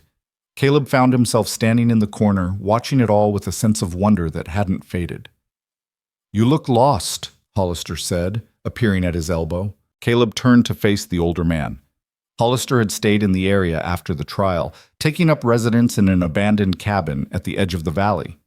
He kept to himself mostly, still carrying the weight of his own guilt, but he had shown up tonight at Lydia's insistence. "Not lost," Caleb said, "just trying to take it in. Quite a change from 6 months ago." "That's an understatement." Hollister was silent for a moment, watching the party. Then, "I never said thank you for not killing me when I showed up that night. You came to warn us, helped us bring Stockton down. After years of helping him destroy lives." Hollister's voice was heavy with regret. "I've got a lot to answer for, Caleb, more than I can ever make right." "Then spend the rest of your life trying." The older man looked at him, surprised. "That's what I'm doing," Caleb continued. "Every day, trying to be better than I was. Trying to balance the scales even though I know they'll never really balance. You can do the same. You think it's possible? To come back from what we've done? Caleb thought about the question. Thought about the blood on his hands, the deaths on his conscience, the darkness that would never fully leave him. I don't know, he admitted. But I know the alternative is giving up. And I'm done giving up. Hollister nodded slowly. Then I guess I am too. They stood together in companionable silence, watching the celebration unfold. Two men who had walked through fire, who had done terrible things for reasons that seemed justified at the time, who were now trying to find their way back to something like humanity. It wasn't redemption, not yet, maybe not ever, but it was a start. The new year arrived with clear skies and bitter cold. Caleb and Lydia watched the sun rise on January 1st from the porch of their home, wrapped in blankets, their breath-making clouds in the frigid air. Happy New Year, Lydia said, leaning against him. Happy New Year. He pressed a kiss to her temple. Any resolutions? A few. Expand the herd, improve the irrigation system, build that addition to the house we've been talking about. She paused, a smile playing at her lips. Maybe start working on filling it. Caleb went very still. Are you saying, not yet, but I'm hoping? She looked up at him, her eyes bright. Would you want that? Children? The question hung in the air between them, heavy with implication. Caleb had never let himself think about children. Not since Elizabeth, not since the fire. The idea of bringing new life into a world that could be so cruel, so unfair. But this wasn't that world anymore. This was their world, the one they had built together. Yes, he said. I want that, more than I can say. Lydia's smile was like sunrise. Then we'll make it happen, together. Together, he agreed. And as the new year stretched before them, full of possibility and promise, they held each other close and dreamed of the future. The winter months passed slowly, as winter months do. There were storms that kept them housebound for days at a time, and quiet periods when the snow fell soft and silent, and the whole world seemed to hold its breath. Caleb and Lydia worked and planned and loved, building the foundation for the life they wanted. Word came in February that Baron Stockton had been executed in Denver. The hanging had been public, witnessed by hundreds, and the newspapers had written about it for days afterward. Justice had been served, finally and completely. Caleb received the news with a mixture of emotions he couldn't quite untangle. Relief, certainly, and something that might have been satisfaction, but also a strange kind of emptiness, as if a chapter of his life had closed and he wasn't sure what came next. Lydia found him that evening sitting alone on the porch, staring at the darkening sky. I heard about Stockton, she said, settling beside him. Yeah. How do you feel? He considered the question for a long moment. I don't know. I thought I would feel more. Happier, maybe, or angrier, but I just feel... He shook his head. Empty. That makes sense. Does it? You spent 5 years building your life around destroying that man. Now he's gone, and part of you doesn't know what to do with itself. She took his hand. It's like the war is over, but you haven't learned how to stop fighting yet. Caleb let out a breath. That's exactly what it's like.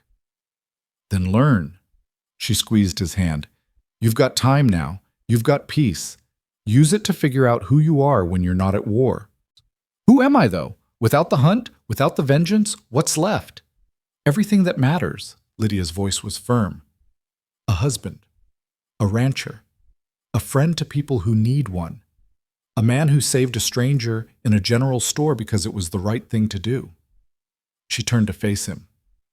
You're so much more than what Stockton did to you, Caleb. So much more than what you did in response. This...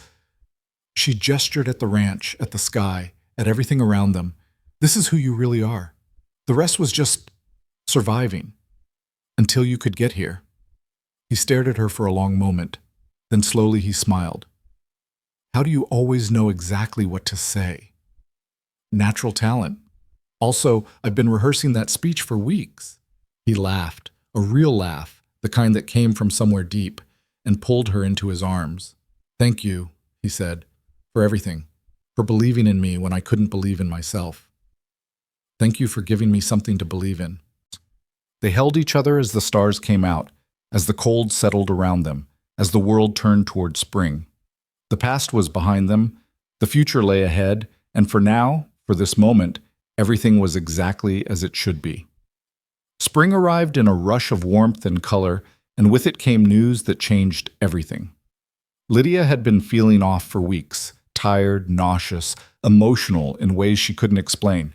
She had suspected, hoped, prayed, but hadn't dared to believe until she made the trip into town to see Dr. Crane. When she rode back to the ranch that afternoon, Caleb was working on the fence line near the road. He looked up as she approached, concern flickering across his face when he saw her expression. "What's wrong?" he asked, dropping his tools. "Did something happen in town?" Lydia dismounted and walked toward him, her heart pounding so hard she could barely breathe. "Something happened," she said, "but it's not wrong. It's—" She stopped, unable to find the words, and simply took his hand and pressed it against her stomach. Caleb went very still. His eyes searched her face, looking for confirmation of what he already suspected. "Are you—" "Yes." The word came out half laughing, half crying. "We're going to have a baby." For a moment, he didn't move, didn't speak. Just stood there with his hand on her stomach and an expression on his face that she had never seen before. Wonder and terror and joy all tangled together. Then he swept her up in his arms and spun her around, laughing, crying, making sounds that weren't quite words. "A baby," he kept saying. "We're having a baby. Careful," she shrieked, half laughing. "You'll make me dizzy." He set her down gently, reverently, and cupped her face in his hands. "I love you," he said. "I love you so much. I love you too." She was crying now, happy tears streaming down her cheeks. "We did it, Caleb. We're building a family." He kissed her, soft and fierce and full of promise, and the world around them seemed to shimmer with possibility. A baby, a future, a legacy. Everything they had fought for, everything they had survived had led to this moment. And it was only the beginning. The months that followed were the sweetest Lydia had ever known. Spring gave way to summer, and summer began its slow surrender to autumn. And through it all, the life growing inside her became more real with each passing day. She felt the first flutter of movement in June, a sensation so delicate and miraculous that she had stopped mid-sentence and pressed both hands to her belly, tears springing to her eyes. Caleb had been at her side in an instant. "What is it? What's wrong?" "Nothing's wrong." She had taken his hand and placed it where hers had been. "Wait. Just wait." And when the flutter came again, when their baby announced its presence to them both for the first time, the look on Caleb's face was something Lydia would carry with her for the rest of her life. Wonder, awe, and a love so fierce it seemed to radiate from him like heat from the sun. "That's our baby," he had whispered. "That's really our baby. That's really our baby." He had pulled her close and held her for a long time, and neither of them had needed to say anything else. The ranch continued to grow alongside the child in Lydia's womb. The herd expanded to nearly 200 head, and the reputation of Hale beef spread throughout the territory. Orders came in from Denver, from Colorado Springs, from as far away as Kansas City. What had once been a dying homestead was becoming something remarkable, a thriving operation that drew respect and admiration from everyone who saw it. But the growth wasn't just measured in cattle and contracts. It was measured in the community that had formed around them, the network of relationships that strengthened with each passing season. The Willard brothers had become like family, working the ranch with a dedication that went far beyond what they were paid. Thomas Garrett, the blacksmith, had started courting a widow from the next valley, and there was talk of a wedding in the spring. Ezra Carter had expanded his store, hiring help for the first time in decades, and the building that had once held such dark memories for Lydia had become a gathering place for the community. Even Hollister had found a kind of peace.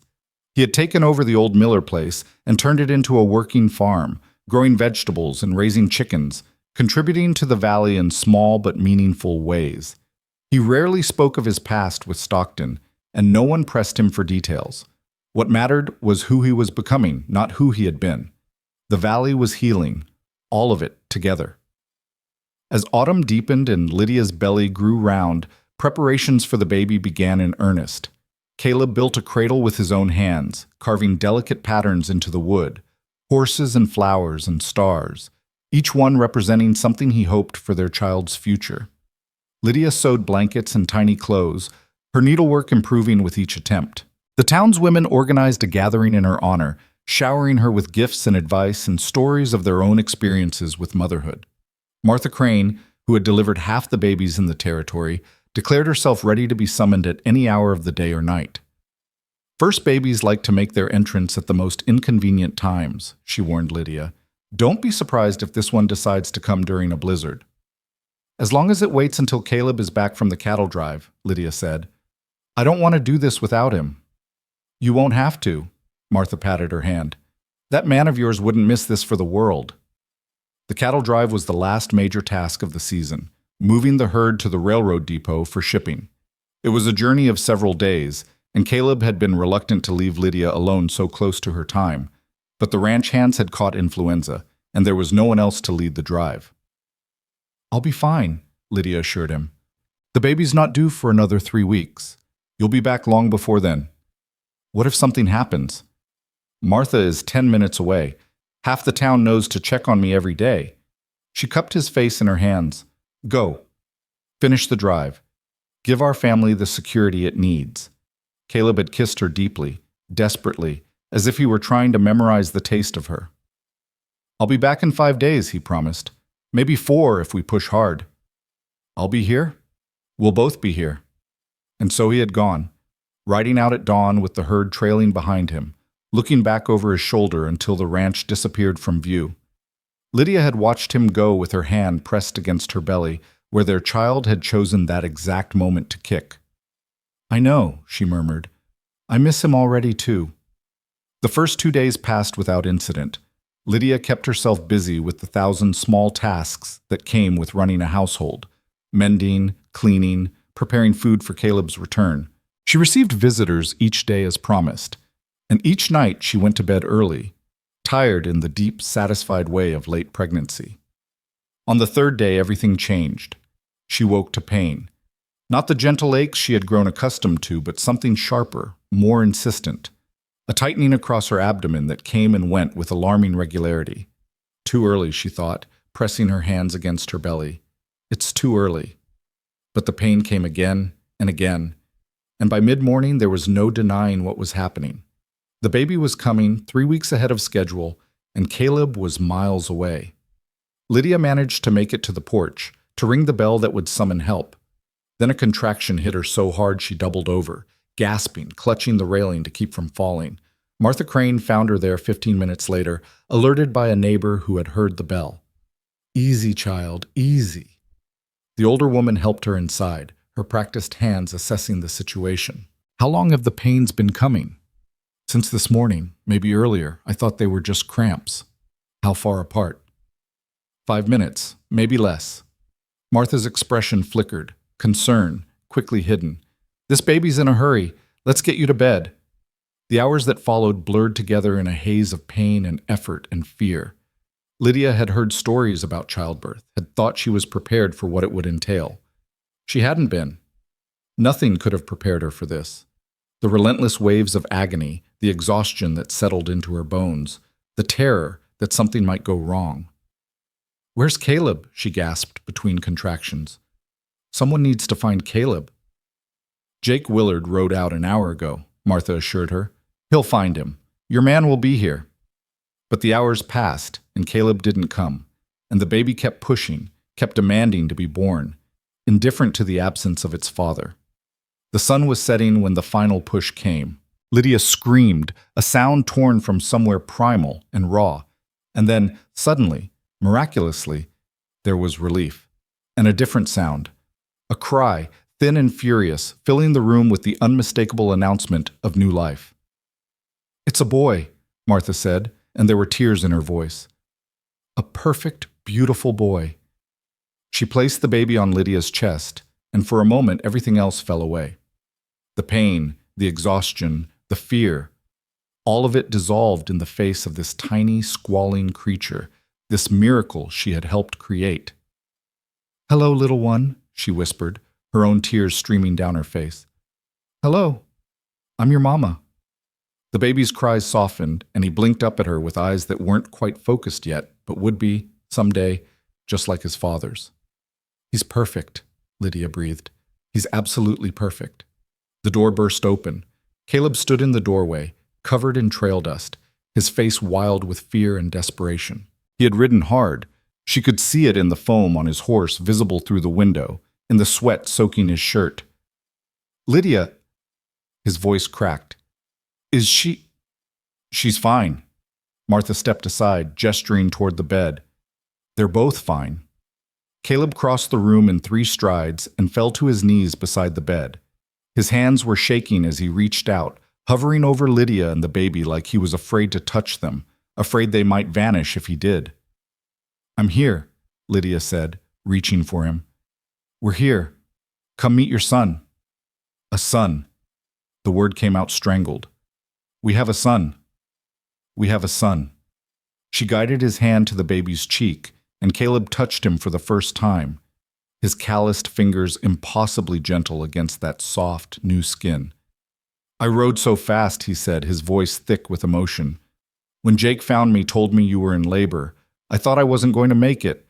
I thought, you made it. That's what matters. I should have been here. I should have. Caleb!"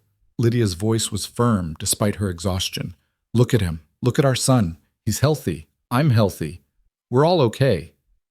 He looked, really looked, taking in every detail. The tiny fingers, the perfect nose, the dark hair that was so clearly his own. And then, for the first time since she had known him, Caleb Rourke began to cry. Not the quiet tears she had seen before, in moments of grief or memory. These were deep, racking sobs that shook his whole body, that came from somewhere so far inside she wasn't sure he had known it existed. She held him as best she could with the baby between them, letting him release 5 years of grief, of guilt, of fear. Letting him finally believe that this was real, that he had a family again, that he was not alone, that the darkness had not claimed everything. "I love you," he said when he could speak again. "Both of you. More than I knew it was possible to love anything." "We love you too." Lydia pressed a kiss to his forehead. "Now stop crying and hold your son. He's been waiting to meet you." Caleb laughed, a wet, broken sound, and carefully, so carefully, lifted the baby from her chest. He cradled the tiny body against his own, supporting the head the way Martha had shown him weeks ago in preparation. "Hey there," he whispered. "I'm your pa. We've got a lot to talk about, you and me. A lot to do together." He looked at Lydia, his eyes still wet but shining now with something like joy. "What should we call him?" They had discussed names for months, going back and forth, never quite settling on anything. But now, looking at this tiny person they had created together, Lydia knew exactly what she wanted. "Thomas," she said, "after my father, and—" She hesitated, watching Caleb's face. "Elizabeth. Thomas Elizabeth Rourke." Something broke open in Caleb's expression. The name of his sister, the ghost that had haunted him for so long, given to their son as a blessing instead of a burden. "Thomas Elizabeth Rourke," he repeated, testing the shape of it. "Tommy, for short?" "Tommy, I like that." Caleb looked down at the baby in his arms, at Tommy, their Tommy, and smiled. "Welcome to the family, Tommy," he said. "You've got a lot to live up to, but I think you're going to do just fine." The days that followed were a blur of feedings and sleepless nights, of learning the rhythms of this new life they had brought into the world. Caleb proved himself a devoted father from the first moment, rising without complaint for midnight feedings, walking the floors with Tommy when he was fussy, gazing at him with an adoration that never seemed to fade. Lydia watched them together and felt her heart expand beyond anything she had thought possible. This man, this beautiful, broken man who had walked into her life and changed everything. He was a father now, and he was extraordinary at it. "You're a natural," she told him one evening as he rocked Tommy to sleep in the chair by the fire. "I'm terrified every second," he admitted. "What if I drop him? What if I do something wrong?" "You won't, and even if you did, babies are tougher than they look." She smiled. "You're doing fine, Caleb. Better than fine. I just want to be good at this." I want to give him everything I didn't have. A father who's there, who protects him, who teaches him what it means to be a man. You will. You already are. He looked down at Tommy, asleep now in his arms, and something settled in his expression, a peace she had never seen before. I used to wonder why I survived, he said quietly. When my family died, when everything burned, I used to ask myself why I was spared when they weren't. What was the point of keeping me alive when everyone I loved was gone? And now? Now I know. He looked up at her, his gray eyes soft with certainty. This was the point. You and Tommy and everything we've built. I survived so I could get here, so I could be here for this. Lydia crossed the room and knelt beside his chair, resting her head against his knee. I'm glad you survived, she said. I'm glad you walked into that store. I'm glad you said those words. She's leaving with me. She's leaving with me. She smiled. Best thing anyone ever said to me. It was the truest thing I ever said. He reached down and stroked her hair. From the moment I saw you, I knew. I didn't understand it then, but I knew. You were mine to protect, mine to love, mine to build a life with. And you were mine. They stayed like that for a long time, the fire crackling, the baby sleeping, the world outside forgotten. They had come so far, survived so much, and now, finally, they were home. Winter passed and spring returned, and with it came new beginnings. The ranch, which had been renamed the Hale Rourke Estate in honor of their union, continued to thrive. The herd grew larger each year, the contracts more lucrative, the reputation more sterling. What had once been a dying homestead on the edge of nowhere was becoming one of the territory's most successful operations. But more important than the business success was the family that anchored it. Tommy grew from a squalling infant to a curious toddler to a bright-eyed boy who followed his father everywhere and asked questions about everything. He had Caleb's gray eyes and Lydia's stubborn streak, and he approached the world with a fearlessness that sometimes terrified his parents and sometimes made them burst with pride.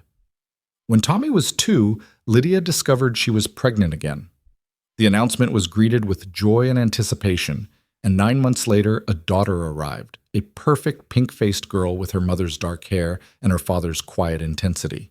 They named her Sarah Elizabeth, after Lydia's mother and Caleb's sister. She was a thoughtful child, calmer than her brother, content to sit and observe the world while Tommy raced through it at full speed. The siblings adored each other from the first moment. Tommy appointed himself Sarah's protector, a role he took so seriously that Caleb had to gently remind him that she was allowed to play with other children without his supervision. She's my sister, Tommy said stubbornly. I have to take care of her. You do, Caleb agreed. But taking care of someone doesn't mean controlling them. It means being there when they need you and giving them space to grow. Tommy had considered this with the gravity of a judge weighing evidence. Like you take care of Mama. Exactly like that. The boy had nodded slowly, processing this information, and from then on his protectiveness had tempered into something healthier, watchful but not suffocating, present but not possessive. Caleb had shared the exchange with Lydia that night, and she had laughed until tears streamed down her face. He's so much like you, she said. That serious expression, that determination to do the right thing. He's your son through and through. God help us all, Caleb replied, but he was smiling. The years continued to flow, each one bringing new joys and new challenges. When Tommy was 5, he started learning to ride, really ride, not just being led around on a gentle mare. Caleb taught him the way his own father had taught him, with patience and encouragement and the occasional firm correction. Heels down, back straight. Let him know you're in charge, but don't fight him. Like this, Pa? Just like that. You're a natural, son. Tommy's face lit up with pride, and Lydia, watching from the porch with Sarah in her lap, felt her heart swell. This was what they had built. This was what they had fought for. Not just land and cattle and money, but this. A family. A legacy. A future. The children grew, and the ranch grew, and the community around them flourished. Willow Bend was unrecognizable from the frightened, beaten-down town that had cowered under Stockton's shadow. New businesses had opened, new families had arrived, and a genuine sense of hope had taken root. The sheriff was honest now, really honest, elected by citizens who had learned the hard way what happened when they let corruption take hold. Thomas Garrett had married his widow and adopted her children, becoming the father he had never expected to be. Ezra Carter had finally retired, passing the store to a young couple from back east who approached it with energy and enthusiasm. Martha Crane had delivered so many babies that she had lost count, and her husband still rode out at all hours to tend to anyone who needed him.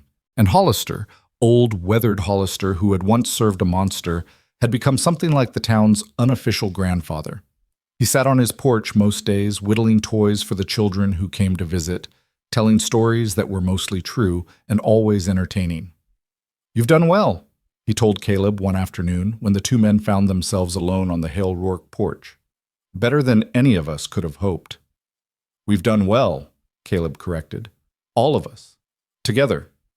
Maybe, but it started with you. That day in the store when you stood up to Decker and his boys, that was the moment everything changed.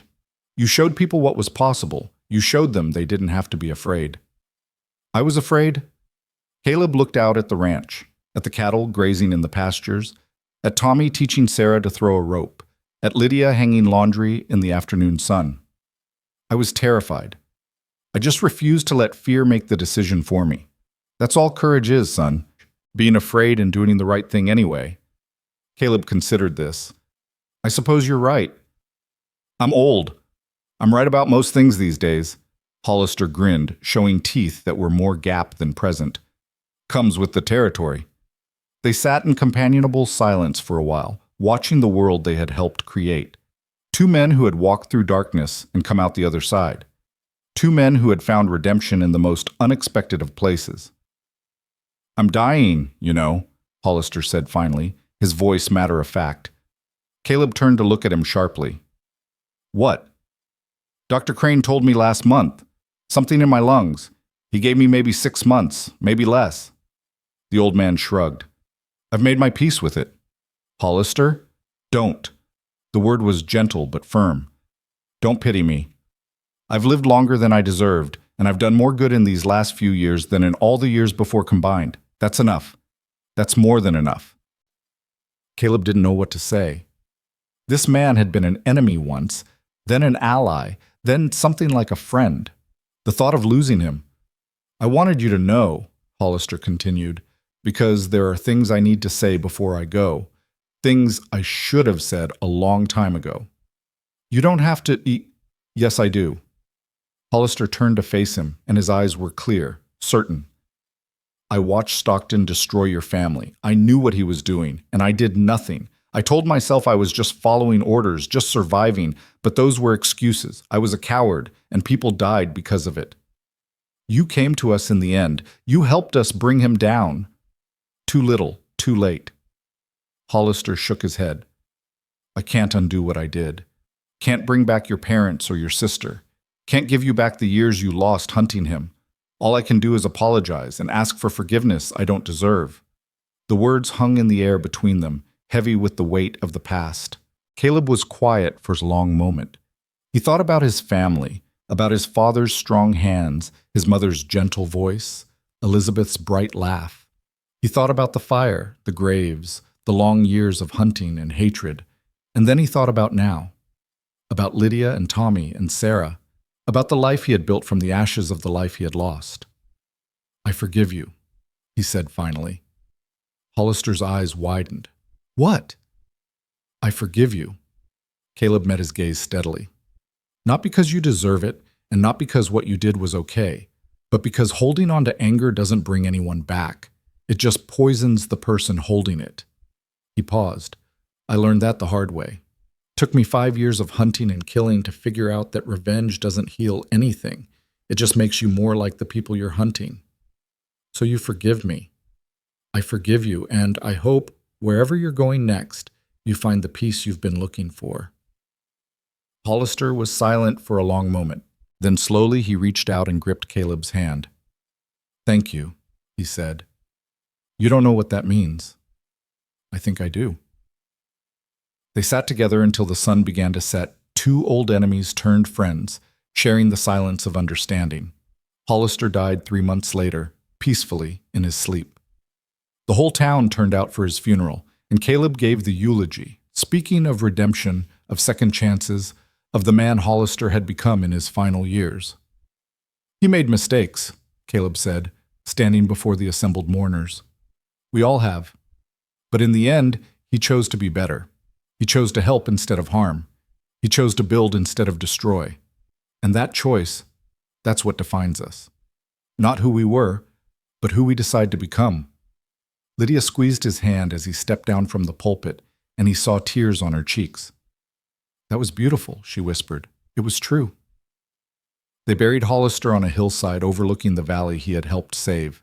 And as the dirt covered his coffin, Caleb felt something release inside him, the last remnant of the darkness he had carried for so long.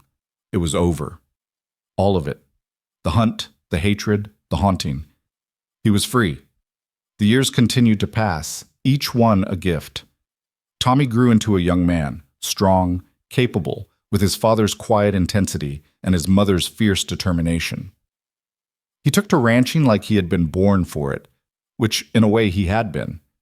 By the time he was 16, he was handling responsibilities that would have challenged men twice his age. Sarah bloomed into a beautiful young woman with a mind as sharp as any Caleb had ever encountered. She devoured books, asked questions that had no easy answers, and announced at 14 that she intended to become a doctor like Dr. Crane. A female doctor? Caleb had asked, surprised. Why not? Women get sick too. Might be nice to have someone who understands what they're going through. He had laughed and told her to follow her dreams, whatever they might be, and he had meant it. When Tommy was 18, he fell in love with a girl from a neighboring ranch, a spirited redhead named Clara, who gave as good as she got and wasn't intimidated by anyone, least of all O'Rourke. She's perfect for him, Lydia observed, watching the young couple from the porch. She is, Caleb agreed. God help them both. They were married the following spring, in the same church where Caleb and Lydia had exchanged their vows. The whole valley came out for the celebration, and the dancing lasted until dawn. A year later, Tommy and Clara welcomed their first child, a boy they named Thomas Caleb, after both his grandfathers. Caleb held his grandson for the first time and felt something he hadn't felt in decades, the specific, irreplaceable joy of new life continuing old legacies. He's beautiful, he whispered to Lydia, who stood beside him with tears in her eyes. He is. She leaned against his shoulder. We did good, Caleb. Look at this family we've made. We did good, he agreed. Better than I ever dreamed. Sarah left for medical school in Denver when she was 19, carrying with her a suitcase full of books and a heart full of determination. She wrote letters home every week, full of stories about her studies and her professors and the city life that both thrilled and overwhelmed her. She became a doctor at 23, one of the first female physicians in the territory. She returned to Willow Bend and opened a practice, treating everyone from miners to ranchers to the children of families who had once been too afraid to stand up for themselves. I'm proud of you, Caleb told her on the day she hung her shingle. Your grandmother would have been proud too, both of them. Sarah hugged him tight. I know, Pa, I know. The years flowed like water, and Caleb and Lydia grew old together. They watched their children flourish, their grandchildren arrive, their legacy expand in ways they had never imagined. The Hale Rourke estate became the largest ranch in the territory, not through conquest or intimidation, but through hard work and fair dealing and a reputation for integrity that spread far and wide. But more than that, they built something that couldn't be measured in acres or cattle or money. They built a family, a community, a home. On their 40th wedding anniversary, the whole valley gathered at the ranch for a celebration. There was music and dancing and more food than anyone could eat, and Caleb stood at the edge of it all, watching with eyes that had seen so much and still marveled at what lay before him. Lydia found him there, as she always did. You're doing it again, she said, slipping her arm through his. Doing what? Standing back and watching, like you still can't quite believe any of this is real. He smiled, the same smile that had transformed his face that first time in the general store all those years ago. Sometimes I can't, he admitted. Sometimes I wake up and I think I'm still that drifter, riding alone, chasing ghosts. And then I see you, and the children and the grandchildren, and all of this. He gestured at the celebration, at the ranch, at everything they had built. And I remember. It's real. It's all real. It's real, she confirmed. Every bit of it. Because of you. He turned to face her, taking both her hands in his. None of this would exist without you, Lydia. That day in the store, when I said you were leaving with me, I didn't know it then, but I was the one being saved. You saved me. From myself, from my past, from everything I was becoming. You gave me a reason to stop running and start living. You gave me the same thing. Her eyes were bright with tears. I was alone, fighting a war I couldn't win, waiting to lose everything. And then you walked in and everything changed. Changed for the better. Changed for the best. They kissed, soft and tender and full of 4 decades of love and partnership and shared struggle. Around them, the celebration continued, their family and friends laughing and dancing, unaware of the moment passing between the couple at the edge of the crowd. But then again, maybe they were aware. Maybe they understood, in the way that people always understand when they see love that has weathered storms and emerged stronger. Come on, Lydia said, tugging his hand. There's a party happening, and I want to dance with my husband. You hate dancing. I hate dancing with anyone except you. Caleb laughed and let her lead him toward the music, toward the light, toward the life they had built together. And as they danced, surrounded by everyone they loved, the years seemed to fall away. They were young again and hopeful again, and standing at the beginning of something beautiful. They had been given a second chance, both of them, and they had not wasted it. The seasons turned as seasons do. Spring followed winter, summer followed spring, and the great wheel of time continued its eternal rotation. Caleb's hair went gray, then white, and the lines on his face deepened into a map of years well lived. Lydia aged beside him, as beautiful to him at 70 as she had been at 23. Her hair was silver now, her movements slower, but her eyes still held the same fire that had captivated him in that general store so long ago. They spent their twilight years on the porch of the ranch house, watching the sun set over the mountains they loved, surrounded by children and grandchildren and great-grandchildren who carried their legacy forward into the future. One evening, as the sky turned gold and pink and purple, Caleb reached over and took Lydia's hand.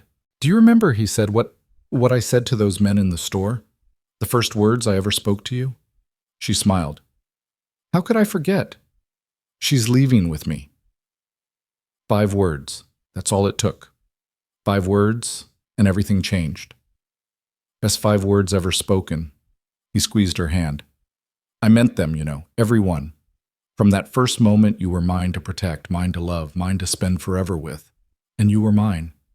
She turned to look at him, her eyes soft with decades of shared memory. We did it, Caleb.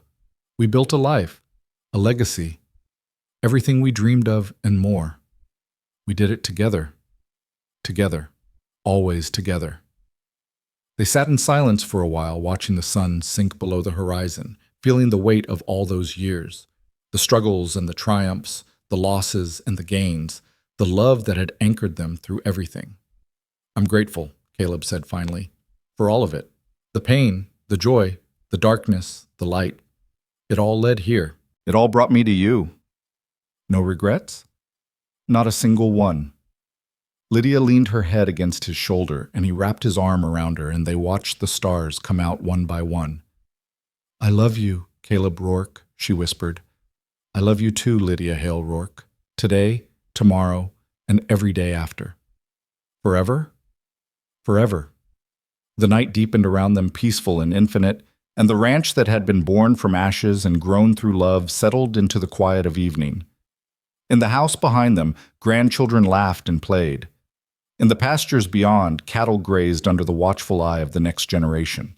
And across the valley, the lights of Willow Bend twinkled like earthbound stars, a community that had risen from fear to become something beautiful.